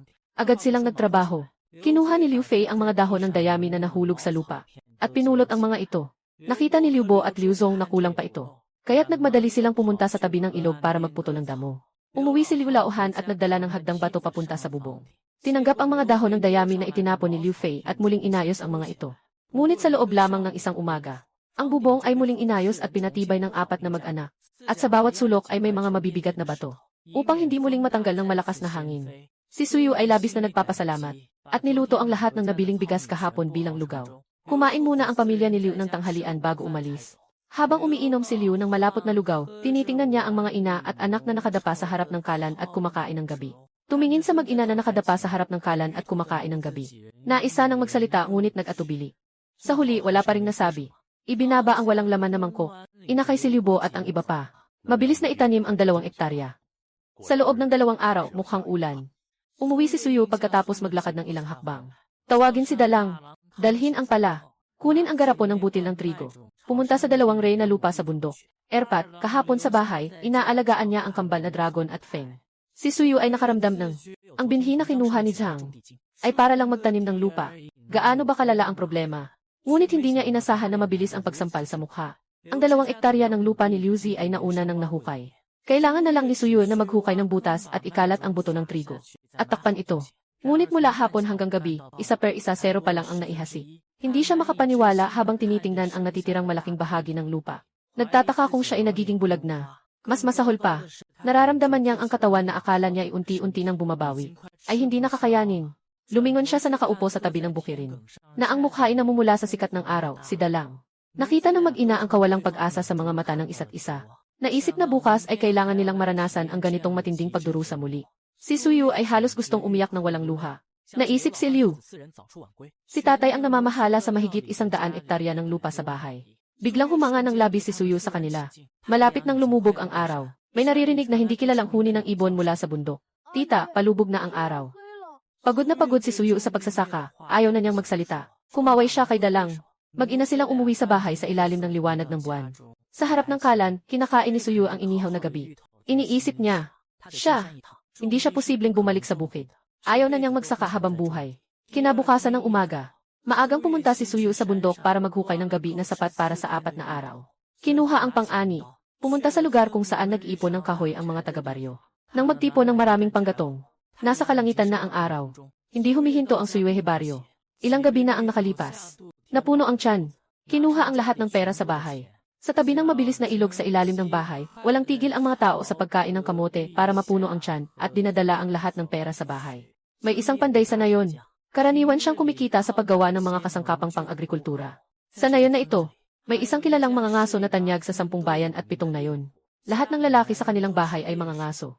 Sabi nila noong araw, nakakuha pa sila ng isang makulay na tigre. Sa bayan ng Jinshi, medyo kilala sila. Si Suyu muna ang pumunta sa pabrika ng bakal upang makipagnegosyo. Nagpalit siya ng 30 kwintas para sa isang luma at sira-sirang maikling kutsilyo. Hinawakan niya ang maikling kutsilyo sa kamay. Ilang ulit. Tumingin ang panday nang may pagkagulat sa kanya, dalagang maliit. Ang galing ng pagpapakita mo ng galing sa baril na ito. Iniwan ni Suyu ang kutsilyo. Ngumiti siya ng bahagya sa kanya, Master. Alam mo ba kung saan pupunta ang pamilya ng manghuli? Siyempre, alam ng panday. Patungo sa silong ng bundok sa silangan, may isang bahay. Matapos magpasalamat si Suyu, siya'y umalis. Tamang-tama, tanghali na. Bukas ang pinto ng tahanan ng manghuli. Tinawag si Suyu. Nasa pintuan. Akala namin bibili siya ng karne. Wala ka nang natira. Lahat dinala na sa bayan. Pumunta ako para manghiram ng gamit sa pangangaso sa inyo. Kapag nakuha ko na, ibabalik ko ang isa per isa zero ng nahuli bilang bayad. Pwede ba iyon? Ngayon lang narinig ng matandang babae na may nanghihiram ng gamit sa pangangaso. Napatigil ako sandali bago ko naintindihan. Hindi ako ang pwedeng magdesisyon dito. Kailangan hintayin muna nating makauwi ang anak niya. Kaya umupo si Suyu sa ilalim ng malaking puno sa harap ng bahay. Hanggang sa lumubog ang araw. Saka lang nakauwi ang magkapatid. Ikinuwento ni Lola Yang ang tungkol kay Suyu. Sa dalawa niyang anak, magkapatid na may pagdududa ang lumapit kay Suyu. Hindi naman nila sinabing hindi siya nakita. Nag-aalala lang sila na baka masira ni Suyu ang mga gamit nila. Ang mahalaga, hindi sila naniniwalang makakahuli talaga si Suyu ng hayop. Kung wala siyang mahuli, babayaran ko rin ang anumang masira ayon sa halaga nito. Ang mahalaga, hindi sila naniniwalang makakahuli talaga si Suyu ng hayop. Kung wala akong mahuli, babayaran ko rin ayon sa antas ng pagkasira. Babayaran ko ng naaayon. Nang makita ng magkapatid ang kanyang itsurang salat at mahirap, naawa siya at kinawayan siya. Pinapasok siya sa bahay para pumili. Manghuli sila ng hayop, pamumuhay nila ang pangangaso. Kumpleto ang lahat ng gamit sa pangangaso sa bahay. At lahat ay maayos ang pagkakaalaga. Kahapon lang ay malaki ang huli nila. Sa ngayon, hindi muna sila aalis para mangaso. May mga mababangis na hayop dito sa kabundukan na kumakain ng tao. May mga makamandag na insekto. Marami na ang napahamak. Sulit ang bilang, Suyu. Bago pa tuluyang dumilim ang langit, nakabalik na siya sa lumang bahay ng pamilya Liu sa nayon. Nakikita mong may dala siyang pana at palaso sa likod. May hawak pa siyang maikling kutsilyo sa kamay. Medyo naguguluhan ang mga tao sa lumang bahay. Talagang hindi ko kayang magtanim. Bukas, balak kong pumasok sa bundok. Kakaunti, 3 o 5 araw. Sobra, 7 o 8 araw. Ang natitirang butil ng trigo sa bahay. Pakiusap, tulungan niyo ako, mga kuya. Wala pang 4 na bata sa bahay. Sa mga araw na wala ako, pasensya na sa inyo, mga ate, na humingi ng tulong. Ate, alam kong hindi ito sapat. Kaya ang sobra, utang ko na lang. Balik ako, babayaran ko ito. Matapos ang usapan, agad na umalis. Iniwan ang lumang tahanan ng Liu. Ang lahat ng tao, bata at matanda, ay naguguluhan sa hangin. Nagpa siya si Gianji. Zhang nabawiin ang opinyon niya kay Suyu noong nakaraang 2 araw. Ngayon, pakiramdam niya ang buong pamilya Liu. Mula bata hanggang matanda ay naguguluhan na parang tinatangay ng hangin. Nagpa siya si Gianji. Zhang nabawiin ang opinyon niya kay Suyu. Ngayon, pakiramdam niya si Liu Zi ay pareho rin. Hindi pa sumisikat ang araw, nagising na si Suyu. Nagpakulo siya ng isang buong takure ng tubig. Nilagay niya ito sa isang bamboo tube. Nagluto na naman ng 1-0 na gabi. Isinilid ang panggatong sa bulsa. Dala ang pana at mga palaso sa likod. Muling binalot ang hawakan ng maikling kutsilyo ng piraso ng tela. Lahat ay handa na, kasama ng liwanag ng umaga sa abot tanaw. Patungo sa hilagang bundok. Nang bundok na. Si Dalar at si Erlar ay humahawak sa mga kapatid. Sinabi ng kanilang stepmother kagabi na pupunta siya sa bundok para manghuli. Inutusan silang alagaan ang kanilang sarili sa bahay. Kapag bumalik siya, magkakaroon sila ng karne. Masaya sila sa parehong oras. Ngunit natatakot din sila na may panganib ang babae. Sa kabilang panig, si Suyu ay pumasok na sa paligid ng hilagang bundok. Pumasok sa bundok ang babae na parang isda sa tubig. At ang kapaligiran ay kahawig ng isang nagbabagong gubat sa katapusan ng mundo. Na mabilis siyang nagdala sa estado ng manghuli. Ang mga ibon at maliliit na hayop sa gubat. Paminsan-minsan ay dumadaan sa kanyang tabi. Inalis ni Suyu ang kanyang pana. Inilagay ang palaso sa string. At sa isang mabilis na galaw, isa itong palaso na tumama sa hangin. Isang malungkot na sigaw ng ibon ang narinig. Kasunod nito, isang anino ang bumagsak mula sa mga puno. Na nahihirapang bumagsak, si Suyu ay itinaboy ang mga damo sa harap na kasing taas ng tao. At nagmadaling tumakbo patungo sa direksyon ng pagbagsak. Ang ibon na may gray na mga pakpak, ay nahihirapan at umuungol sa mga dahon. Kailangan pang sanayin ang katumpakan. Medyo nalungkot si Suyu habang inaalis ang kanyang espada. At pinulot ang isang mabigat na ibon na hindi makalipad. Itinali ang mga pakpak nito gamit ang lubid at isinabit sa kanyang baywang. At nagpatuloy sa paglalakad. Habang naglalakad siya, naghahanap siya ng pamilyar na pakiramdam mula sa mga hayop at ibon na kanyang nakikita. Nang umabot siya sa dapit hapon, ang kanyang katawan Nakahanga ang iba't ibang mga kalahating patay na maliit na hayop. May mga ligaw na manok, mga ibon at maliit na squirrel. At mayroon pang isang pugad ng mga kuneho. Ang pugad ng mga kunehong ito ay talagang hindi inaasahan. Orihinal na hinahabol niya ang squirrel na tumatakbo sa puno. Ngunit hindi inaasahan. Biglang lumitaw ang isang ulo ng kuneho sa maliit na bunto ng lupa sa harapan. Nang makita ni Suyu ang ganitong pagkakataon na dumating, saan naman ang dahilan para palayain sila? Sa bilis na parang kidlat, nahanap ang ilang mga lungga ng kuneho sa paligid. At tinakpan ito ng mga bato, na may isang daanan na lang. Isang basang-basa na kidlat ang mabilis na nakahanap ng daanan. At nagdulot ng makapal na uso. At lahat ng 7 kuneho ay tumakbo palabas. Napansin mong hindi maliit ang ulo nitong mga kuneho. Kitang-kita na pamilya sila. 2 sa kanila mataba at chubby. 5 maliit naman ay sobrang ganda ng hitsura. Lahat sila kulay abo. Malambing ang balahibo, makintab at makinis. Ayaw kumain ni Suyu ng karne ng kuneho. Pero sobrang mahal niya ang balat ng kuneho.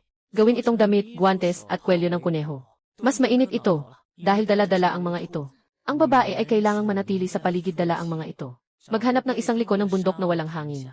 Naubos na ang mga taro na dinala. Ang tubig ay natira na lang 1 per 3. May mga maliliit na agos na umaagos sa pader ng bundok. Gumamit si Shui ng mga stick na makikita sa kagubatan para maghukay ng maliit na butas. Naghintay siya ng kaunti, at ang tubig ay nagtipon. At naging isang maliit na poso ng tubig. Madilim na ang paligid. Nagsimula siyang magliyab ng apoy. Ang nahihirapang ibon ay humihingal. Malaki ang naubos na lakas ng katawan. Isang ibon lang ay hindi sapat para makabawi. Inihaw din ni Suyu ang manok gubat. Ang inihaw na karne ay may manipis na mantika. Isang kagat pa lang, sumasabog na ang sarap. Matagal na siyang hindi nakakakain ng ganito, kaya halos lamunin niya ito. Hindi nagtagal, naubos niya ang isang ibon at isang manok gubat. Pagkatapos mabusog, nagdagdag si Suyu ng ilang panggatong sa apoy at nagpahinga na siya para makatipid ng lakas sa bundok. Si Suyu ay nagpahinga na. Kailangan niyang magtipid ng lakas. Sa bundok, kumain siya ng maayos at nagdagdag ng ilang panggatong sa apoy. Si Suyu ay nagpahinga na. Kailangan niyang magtipid ng lakas. Ang bundok ay puno ng tuyong dahon. Ganito, makakapagpanatili siya ng init. At maaari rin siyang magtago upang hindi siya makita ng malalaking mabangis na hayop na naghahanap ng pagkain. Sa midnight, umulan ng kaunti sa langit. Nawala ang apoy. Isang malamig na hangin ang humampas. Nanginig si Suyu. Agad siyang nagising. Sa araw ng ulan, ayaw lumabas ng mga hayop. Umalis ang babae sa ilalim ng ulan. Patuloy na naghahanap ng lugar. Sa wakas, nang sumikat ang liwanag ng araw, nakahanap ng isang natural na yungib sa gitna ng mga damo. Basang-basa na ang katawan. Pagod at antok si Suyu. Ngunit hindi siya makapagpahinga. Naghanap ng ilang tuyong sanga at nagpatayo ng apoy sa yungib. Nang magkaroon ng apoy, unti-unting bumalik ang init sa katawan. Sa wakas, unti-unting uminit muli. Ngayon lang nagkaroon ng oras si Suyu. Naobserbahan ang kanyang kasalukuyang kapaligiran. Ito ay isang natural na nabuo na yungib. Hindi rin masyadong malaki ang espasyo sa loob. Ngunit maganda ang taas nito. At wala ring dumi ng hayop dito. Ipinapakita nitong hindi ito tahanan ng anumang hayop. Talagang isang napakagandang pwesto. Nagpa siya ang babae sa sandaling iyon, na mananatili dito sa susunod na ilang araw. Isang umaga, nilinis ni Suyu ang 7 kuneho ng maayos. Ang balat na natanggal ay napakaayos. Madali itong pinroseso gamit ang abo ng damo. Matapos sa grill ang lahat ng karne. Kung nais kumain, initin na lang ito. Pagdating ng tanghali, humikpit na ang ulan. Inayos ni Suyu ang takip sa kuweba. Kinuha ang armas at naglakad upang hanapin ang pinagkukunan ng tubig. Sa buong daan, napansin ni Suyu ang maraming bakas ng mga hayop na dumaan. Karamihan ay mga lobo at unggoy. Sa paligid ay may isang pangkat ng mga unggoy at isang pangkat ng mga lobo. Si Suyu ay tuloy-tuloy na umiwas. Sa daan patungo sa pinagkukunan ng tubig. Nag-shoot siya ng 2 palaso. At tinamaan ang isang yellow whistle at isang sikadir. Matapos ang pagsasanay kahapon. Ngayon ay napakatumpak na ng kanyang pagbaril. Sinasadya niyang iniwan silang may hininga. Hindi naman tinamaan ang mga vital na bahagi. Sa gubat, hindi kulang ang mga pangangat. Kumuha si Suyu ng isang makapal na sanga. At ibinuhol ang 2 biktima sa sanga. Dinala ito patungo sa pinagkukunan ng tubig. Ito ay isang likas na maliit na lawa sa gitna ng bundok. Na natural na nabuo. Mababaw at malinaw ang tubig. May mga isda pa sa loob. Mas nakakabigla pa, na ang mga isda dito ay hindi nagtatago. Bawat kuha niya ay tiyak, at sa loob nito ay may mga isda. Mas nakakabigla pa, ang mga isda dito ay hindi nagtatago. Bawat kuha niya ay tiyak. Wala. Sa loob ng isang buwan, nakakuha siya ng 6 na isda na may timbang na 2 hanggang 3 kilo. Gamit ang dayami, lahat ay sinulid at isinabit sa pangangkat. Sa kabilang dulo, puno ng isang tubo ng tubig. Sa dapit hapon, ito ang oras na pinakaaktibo ang mga mababangis na hayop sa bundok. Umalis si Suyu ng mas maaga mula sa pinagkukunan ng tubig. Bitbit niya ang nahuli niyang hayop ngayong araw at nagtago malapit para magmasid.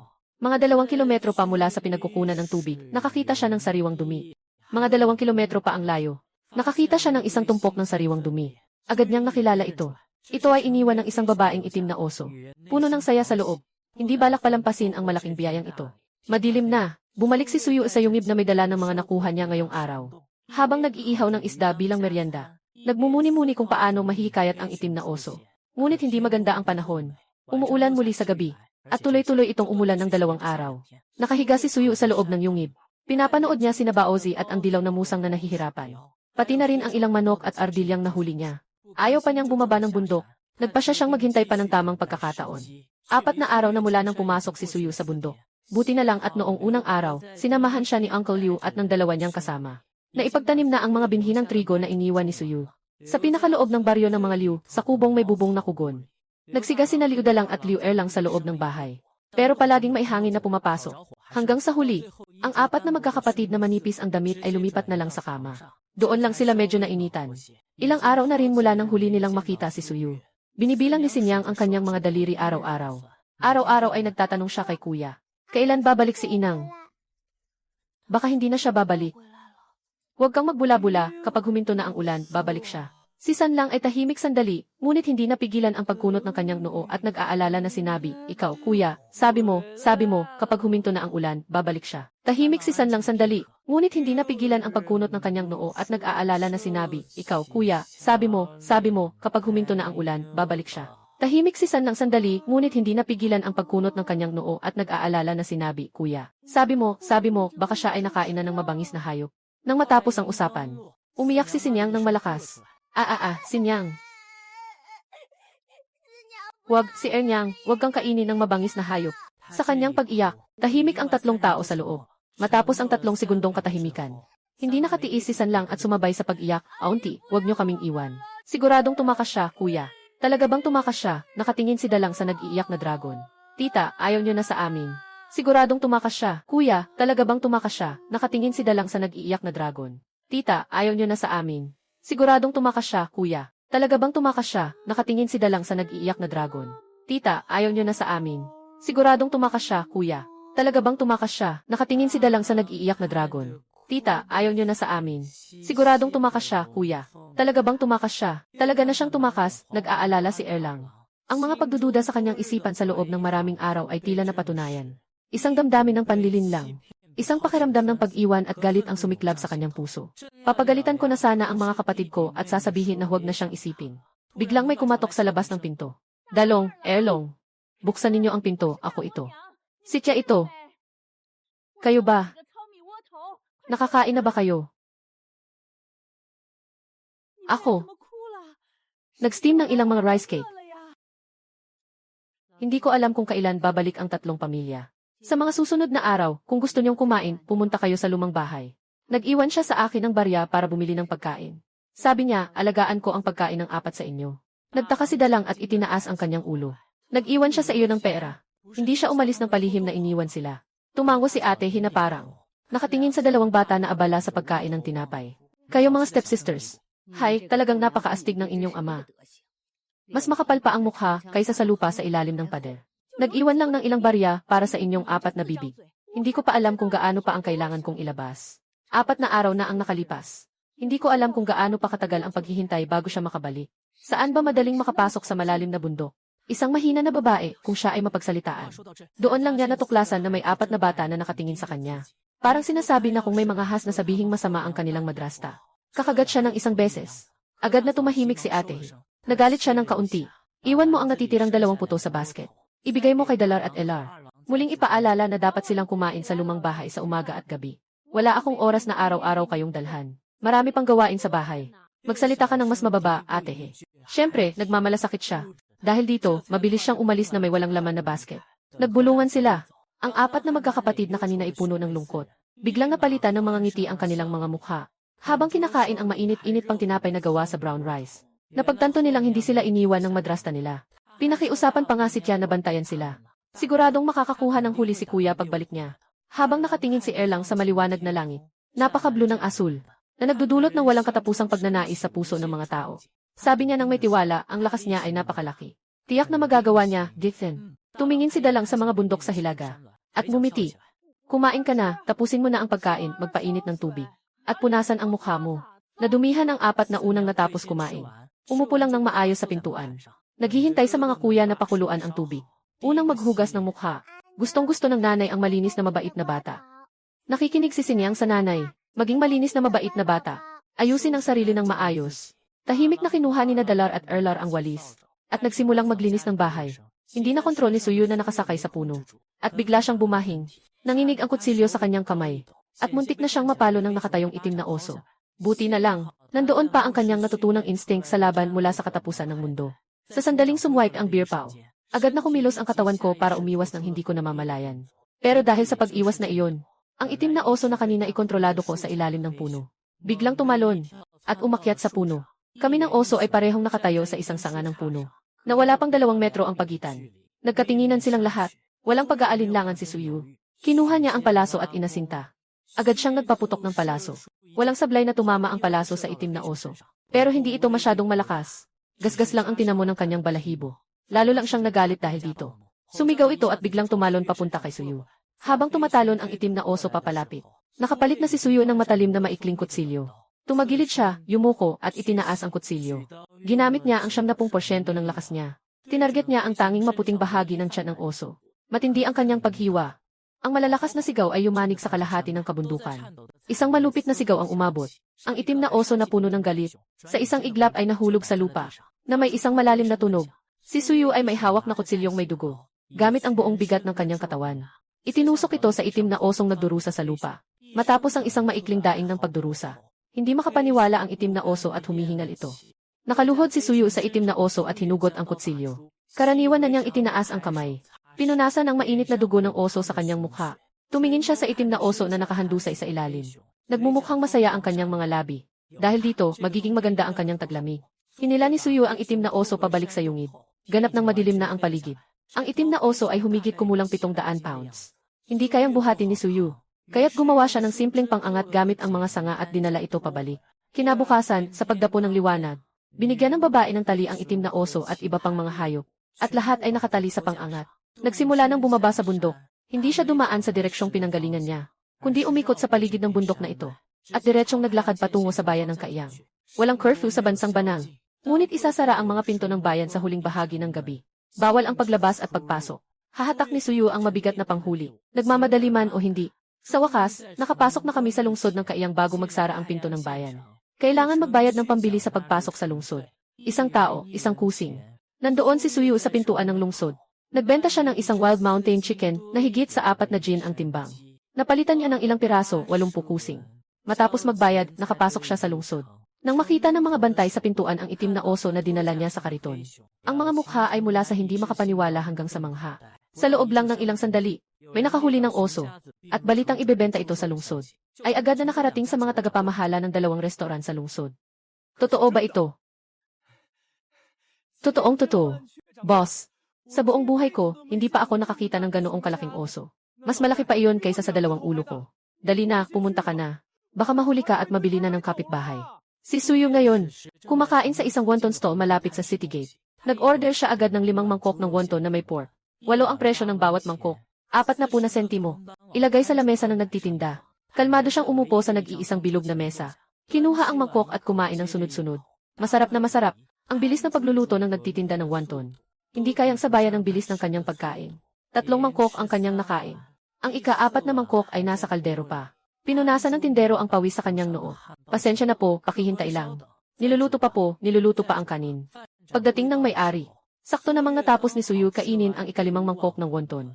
Mga 8% ng busog ang tiyan niya. Mukhang kontento siya. Nakarating sa kasalukuyan. Ito ang kanyang unang maayos na pagkain. Miss, itong itim na oso ay ikaw ang nanghuli. Nagulat si Ginoong Fan at nagtanong. May nagtanong tungkol sa oso. Tumayo si Suyu na may hawak na kutsilyo. Akin ito, gusto mo ba?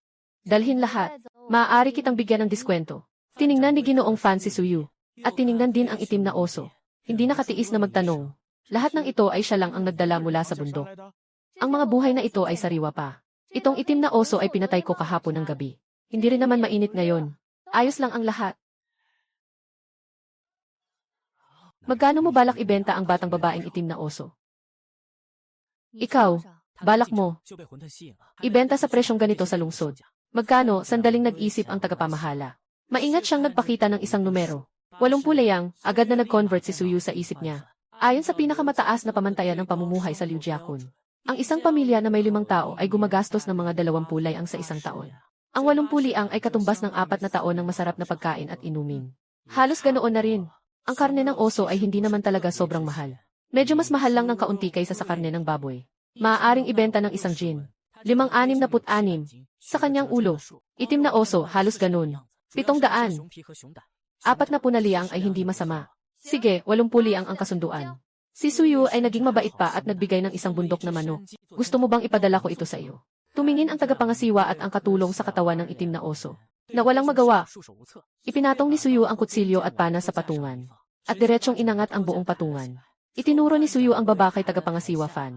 Na mag-lead. Habang unti-unting lumalampas ang mabigat na itim na oso sa harap niya. Halos mahulog ang panga ni tagapangasiwa Fan sa gulat. Medyo wala sa sarili ang may-ari ng tindahan na ito. Sumigaw si Suyu, tara na. Naghihintay pa siya na magbayad. May malakas na tunog na umuugong. Hinila ni Suyu ang itim na oso mula sa suporta. Ipinatong ito sa mga dahon ng saging na inihanda sa likod ng restoran. Maraming mga bisita sa restoran ang nagtataka. At lumapit. Nakatayo sa pintuan ng kusina. Gustong sumilip. Sayong Fanzi. Itong mga dambuhalang ito. May ilang tao na minsan lang ito makita sa buong buhay nila. Yu. Inililipat ang bote ng oso. Panahon. Nagtatalo. Kung dapat bang tawagin ang katay ng baboy sa silangan. Ang pagkatay ng baboy ay isang sining. Lalo na ang pagkatay ng oso. Si Suyu ay nakatakbo na sa malaking silid para magbayad. Nang marinig ang usapan mula sa kusina. Kusang nagtanong siya mula sa labas. Papatayin ko ang oso. Sanay akong magbalat at magtanggal ng laman. Ayaw ko rin ng bayad. Kailangan ko lang ng isang hapunan. At isang lugar na matutulugan. Medyo interesado ang master. Agad niyang pinapunta ang kanyang disipulo para tanungin si Ginoong Fan kung ayos lang. Nagmamadaling tumakbo ang disipulo. Babalik agad. Nasa lobby na nag-advertise ng beer dish si Ginoong Fan. Sumunod din siya. Miss, ganito na lang. Kinuha na ng aming restaurant ang mga hayop na ito. Hintayin mo akong matapos. Ibibigay ko sa iyo ang kabuuan. At saka, ang halaga ng pagpatay sa oso ay kung ano ang dapat. Ikaw na muna ang magpatuloy. Tamang-tama, marami pang bakanting kwarto sa restaurant. Mag-iiwan ako ng isa para sa iyo. Dito ka na muna tumuloy ngayong gabi. Ngayon, kumpirmado na ni Manager Fan na si Suyu ay isang pambihirang tao. Magalang na nagpasalamat si Suyu at humingi ng isang apron sa apprentice. Pumasok sa kusina para pumili ng gamit. May isang hanay ng mga kutsilyo ang master chef. Iba't ibang klase at hugis. Pinili ni Suyu ang isang maliit at matalim na kutsilyo at nagsimulang magtrabaho. Napakabilis ng kanyang galaw. Isang bearskin, 2 haligi ng insenso ang tinagal. Nakuha ni Suyu ang balat ng buo. Hangang-hanga ang 2 apprentice habang pinapanood siya. Kung hindi pa nandito ang aming master, gusto ko nang yumuko at magpasalamat muli. Dalhin mo ang balat ng oso. Ipahintulot muna sa likod na bakuran. Pagkatapos niyan, ang may-ari, maghahanap ng tao para ayusin ito. Suyu. Nagpalit ng isang kutsilyo. Si Wang Zhen, ang matalim na kutsilyo. Lumapit at magbukas ng apoy, chef. Ang buong gusali ay maliwanag na maliwanag. Abala sa sobrang init. Hanggang sa magsara ang hotel sa huling gabi, doon lang natapos. Ang master chef ay nagluto ng isang malaking hotpot para sa lahat. Bawat isa ay may tig-isang mangkok ng noodles. Isang malaking manto. Kinakain nila ito kasabay ng sabaw at gulay. Hindi mo na lang mabanggit kung gaano kasarap. Pagkatapos kumain, si Suyu ay nabigyan ng isang ordinaryong single room. May natirang mainit na tubig sa kusina. Nalaman niyang gusto niyang maligo. 2 mag-aaral ang tumulong na magdala ng mainit na tubig. Nakatayo si Suyu sa tabi ng balde at tumingin. Nabigla siya sa babae na multo na walang suot na pangulo at mukha ay madumi. Matagal na siyang hindi nakapaglinis sa bundok. Mabaho at madumi ang katawan niya. Agad niyang isinara ang pinto at nagsimula maglaba at mag-shampoo. Mabaho at madumi ang katawan niya. Hindi na mapalitan ang damit. Hindi rin pwedeng hindi magsuot. Kaya napilitan na lang na ipagpag. At isuot pa rin. Gabi na talaga. Itinapon ang tubig. Bumalik sa kwarto at agad nakatulog. Ang tulog na ito ang pinakamainam na tulog ni Suyu mula nang siya ay maglakbay sa ibang panahon. Sumikat ang araw. Natural na nagising si Suyu. Mabilis na naghilamos. Kinuha ang kanyang busog at maikling kutsilyo. Pumunta sa malaking silid. Nang makita siya ng manager na si Fan, agaran niyang ibinigay ang pera sa kanya. Ang lahat ng mga hayop na nahuli niya ay ibinenta ng kabuang 85 liang. At 3 isa 0 wen. Binigyan siya ng 4 na 20 liang napilak na barya ng tindero. At nagbayad din siya ng 5 liang napira. At 3 isa 0 pirasong barya. Isang piraso ang inilagay sa isang bag at ibinigay sa kanya. Nang makuha niya ang bag ng pera, ito ay mabigat, napakalaking pakete. Ngayon ay medyo naiintindihan ni Suyu kung ano ang pakiramdam ng salitang mayaman. Pagkatapos umalis sa tavern, inikot ni Suyu ang buong Kaiyang County at nabili ang lahat ng mga kulang na bagay. 400 kilong pinong bigas, 100 kilong pino na harina, mayroon pang 50 kilo ng soybeans, 50 kilo ng millet, kabuang 600 kilo ng bigas. Sapat na ito para sa kanya at sa 4 na bata sa loob ng 4 na buwan. Mabuti na makakaraos sila sa taglamig na ito. Matapos bumili ng bigas, pumunta si Suyu sa tindahan ng tela at bumili ng 3 kumot na may bigat na 0 kilo. 3 manipis na kumot, at 3 piraso ng balat ng yog na ginawang bani, at 5 kilo ng bulak. Bumili ng pinakamurang puting tela, 1 piraso ng asul na tela, 1 piraso ng pulang magaspang na tela. Ang pulang tela ay itinatabi para sa bagong taon. May mga ready-made na damit sa tindahan. Ito ay second hand. Tila galing sa sanglaan ang mga ipinanubos na gamit. Nakita ni Suyu na mura ang presyo. Tiningnan niya ang sarili niya. Sobrang dumi na ng suot niyang damit, hindi na maganda tingnan. Kaya agad siyang pumili ng damit na pwede niyang isuot. Bumili rin siya ng tig-isang set ng damit para sa 4 na bata. Bawat isa ay binilhan din ng sapatos. Si Suyu naman ay nagkasuot ng leather boots. 4 na bata ang may mga magaspang na sapatos. Lahat ay medyo luma. Lahat ito ay nagastos. Nang 1 tael ng pilak. Nung nagbabayad, humigop ng malamig na hangin si Suyu. Hindi nakakapagtaka na lahat ay bumibili ng materyales para gawin sa bahay. Hindi kailanman umalis ang mga babae. Pumunta ulit sa tindahan ng sari-sari. Binili ang lahat ng pang-araw-araw na kailangan tulad ng mantika, asin, toyo at suka. Mga kawali, mangkok at kaserola. Pagkatapos mabili ang lahat ng kailangan, si Suyu ay gumastos ng 30 wen sa ilalim ng hilagang gate ng lungsod para magrenta ng 1 kariton na hinila ng baka. Hinintay niyang isakay ng kutsero ang mga biniling pagkain. At saka sila umalis, sakay ng punong-puno ng kariton pabalik sa nayon ng Liu. Ang mga bagay na ito ay nagkakahalaga ng 18 tael na pila. Ngayon ay may natitira siyang 67. 2 pera. Balak ni Suyu na mag-ipon ng 50 tael at huwag galawin. Para sa mga emergency. Ang natitirang mahigit 17 tael. Balak niyang gamitin para gumawa ng ilang magandang muebles. At ayusin ang kanyang sirang kubo. Atin nang itayo ang pader. Walang pader. Walang kahit anong privacy. Hindi mapakali kahit may ilalagay sa bahay. Palaging nag-aalala na may magnanakaw. Sa dapit hapon, matagumpay na nakarating ang 2 sa Liujiakun. Iniisip ni Suyu na parang may 4 na maliit na puso sa bahay. Si Bat. Isang tiyahin ang sumigaw sa kanyang nakababatang kapatid. Mabilis, umuwi ka at tingnan mo. Bumalik na si Liu Laosan. Bumalik na si Liu Laosan. Buhay pa ba siya o patay na? Nasa dulo na ng dila ni Suyu. Ngunit naramdaman niyang hindi angkop na itanong ito mula sa kanyang bibig. Tumango si Chong Sao. Pagkatapos ay lumingon siya at minadali ang kutsero. Naglakad siya ng mabilis pa uwi. Hindi pa sila nakakarating sa bahay. Nang makita nila si ate sa harap ng malaking kubo, malalaking lagok ang iniinom. Lumakad siya. Agad siyang nakita ni ate. Masayang-masaya siyang sumigaw, hipag. Nandito ka na sa wakas. Sa harap ng bahay, isang grupo ng tao ang sabay-sabay na tumingin patungo sa tulay. Naghiwalay ang tao para makadaan. Muling lumitaw ang pamilyar na mukha ni Lin Erbao. Hinigpitan ni Suyu ang hawak na kutsilyo. Sinabi sa kariton na huwag matakot. Maghintay ka lang dito. Naglakad na mag-isa papalapit. At agad na nagtanong ng hindi maganda kung bakit ka nandito ulit. Buhay pa si Liu Zai. Ngunit nasa kalahating buhay na estado. Punong-puno ng pasa. Lalo na ang kanyang mukha na kanyang ipinagmamalaki. Ngayon ay napakapangit. Ang 4 na magkakapatid na dalang ay nakapaligid sa kanya. Nang magising siya, at makita si Suyu, nagniningning ang kanyang mga mata. Halos otomatikong iniwasan si Liu Zai. At tumakbo papunta kay Suyu. Ang kanyang ina, tiyahin at mga kapatid ay dumating sa kanyang likuran. Tumingin sa kanyang bagong kasuotan. At tumingin sa maraming kariton ng baka sa tulay. Alam niyang tiyak na nakahuli siya ng biktima. Labing-labing masaya. Hinarap ni Suyu ang 4 na bata. Isa-isa niyang hinaplos ang kanilang mga ulo. Maingat na sinabihan sina Dalang at Erlang. Dalhin ninyo ang inyong mga kapatid sa loob. Nandito lang ako. Malalim na tumingin si Dalang kay Suyu. Nagtigil ng ilang segundo. Saka lang siya sumunod at dinala ang mga kapatid sa loob ng bahay. Nang isara ng magkakapatid ang pinto ng bahay. Ang kutsilyo sa kamay ni Suyu ay agad na itinaas. Tulad ng hangin. Napakabilis na itinutok ito sa lig ni Lin Erbao. Ang mga nanonood na taga-baryo at ang mga tao sa pamilya Liu ay sabay-sabay na natigilan sa kanyang ginawa. Dala ng mga kapatid ni Lin Erbao. Agad na itinaas ang mga sandata sa kamay. Pinalibutan si Suyu. Nais na kumilos. Sino mang magtatangkang kumilos ay papatayin ko. Ang talim sa lieg ay nagdudulot ng malamig na pakiramdam. Ang amoy ng dugong dumikit sa hawakan ng kutsilyo ay pumasok sa ilong. Nagkaroon ng mga balahibo sa balat ni Lin Erbao. Tumigil kayong lahat. Walang gagalaw sa asawa ko. Ano nang ibig mong sabihin? Mabilis na tumingin si Suyu sa lalaking halos wala ng buhay sa sahig. Ako nga ang gustong magtanong kung ano nang ibig mong sabihin. Di ba napag-usapan na natin? Na huwag mong ibabalik dito ang buhay. Ngayon, ano na namang sinusubukan mo? Tama ang sinabi ni Liu Laosan. Tunay kang ang isang malupit na babae. Mabuti ang loob ko na buhay kong ibinalik sa iyo ang tao. Kung hindi ka man lang magpasalamat, ayos lang. Pero gusto mo pa akong patayin. Ibinigay mo nga ang tao pabalik. Ang utang. Akala mo ba mabubura na lang iyon? Siyempre, hindi possible. Nakapikit ng mapanganib ang mga mata ni Suyu. Nang dahil sa titig niya, nanlalamig si Lin Erbao. Talagang hindi niya inasahan. Hindi akalain na may ganitong hanfu pa pala sa bahay ni Liu Laosan. Kung alam lang niya, hindi na sana siya dumating ngayon. Habang iniisip niyang hikbiin si Suyu na huwag maging padalos-dalos, bigla na lang niyang kinuha ang kutsilyo. Ihatid mo ang kamay. Nakalito si Lin Erbao sa kanya. Awang-awa niyang hinawakan ang liig. Nakahinga siya ng maluwag. Anong nangyari sa utang? Agad na itinaboy ni Lin Erbao. Ang mga kapatid na gustong samantalahin ang pagkakataon at saktan si Suyu. Hindi ba nila nakikita ang kanilang kakulangan sa galing?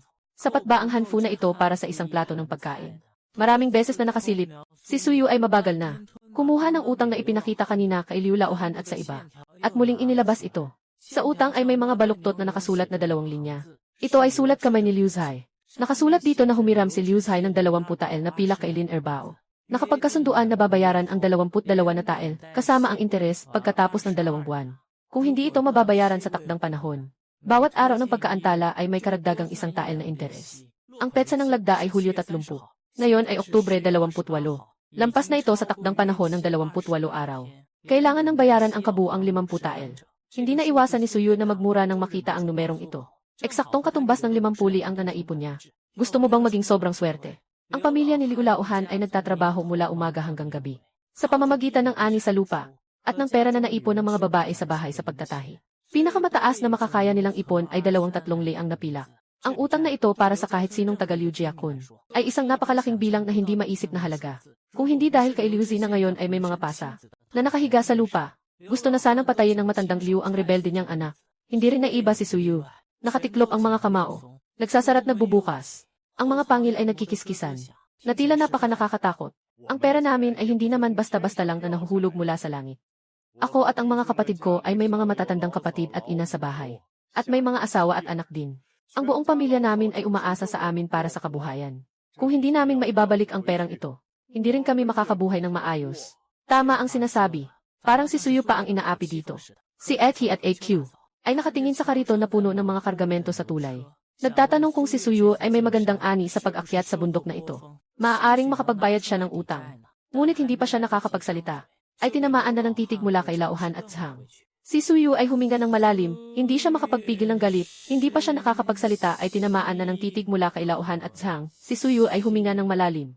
Hindi siya makapagpigil ng galit. Malakas na sinipa ang puwit ng lalaking nakahiga sa lupa. Bahagyang nanginginig ang katawan ng lalaki. Nakasara ang mga mata, hindi makagalaw. Talagang hindi makagalaw. Tumingin si Suyu sa paligid sa napakaraming tao. Nagsara ng mata at huminga ng malalim. Tinawag si Lin Erbao at si Liu Laohan, pati na rin si Zhang. Mag-usap tayo ng mas pribado. Tumingin si Liu Laohan at Zhang Shai sa isa't isa. Tumango sila bilang sagot. Kakaunti lang ang naisip ng dalawang matanda.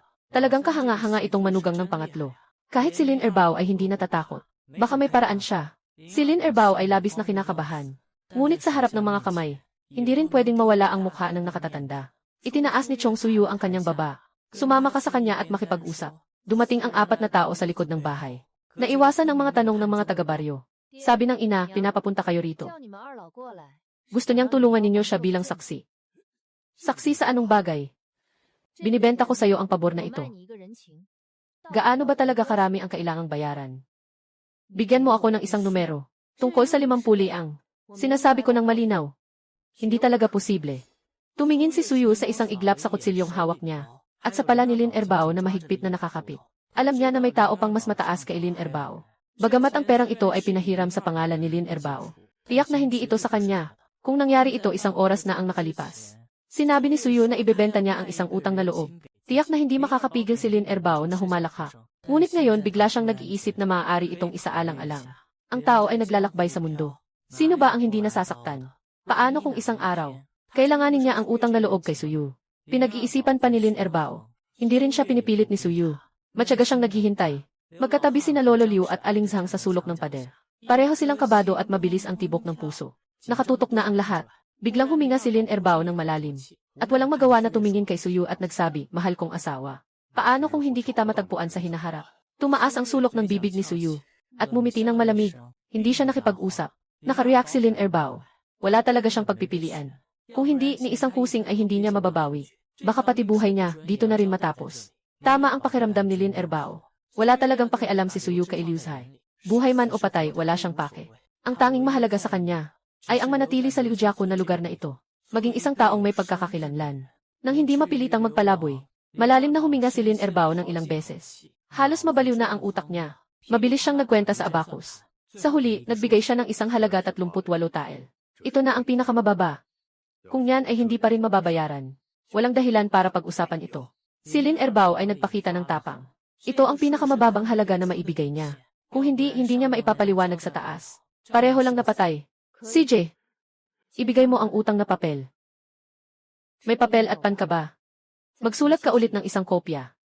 Patunayan na naayos na ang mga bayarin ni Liu Zhe sa iyo. Si Lin Erbao ay biglang nakahinga ng maluwag. May papel at pan siya. Ngunit hindi siya marunong sumulat. Ang mapanghusgang tingin ni Suyu ay agad na tumama sa kanya.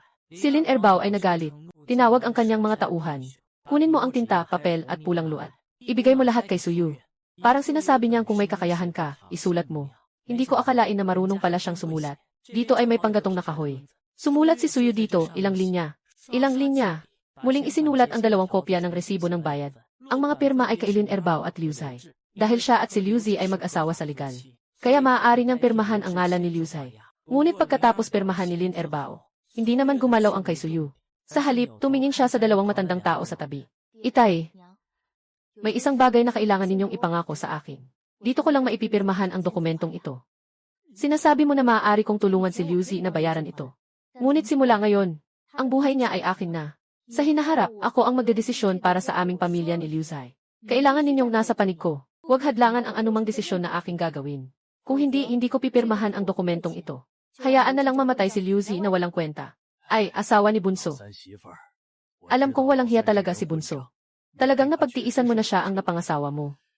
Ngayon, kahit nakaraan na ang lahat, handa kang magbayad ng utang para sa kanya. Alam ko na mabuti kang tao. Simula ngayon, ikaw na ang masusunod sa bahay na ito. Kung pagkatapos nito, si Bunso ay hindi pa rin nagsisisi. Patuloy pa rin sa kalokohan. Kahit patayin mo pa siya, hindi ka namin ni Inay kailanman sisisihin. Kung ganoon, dahil sa inyong pangako ni Inay, panatag na rin ako.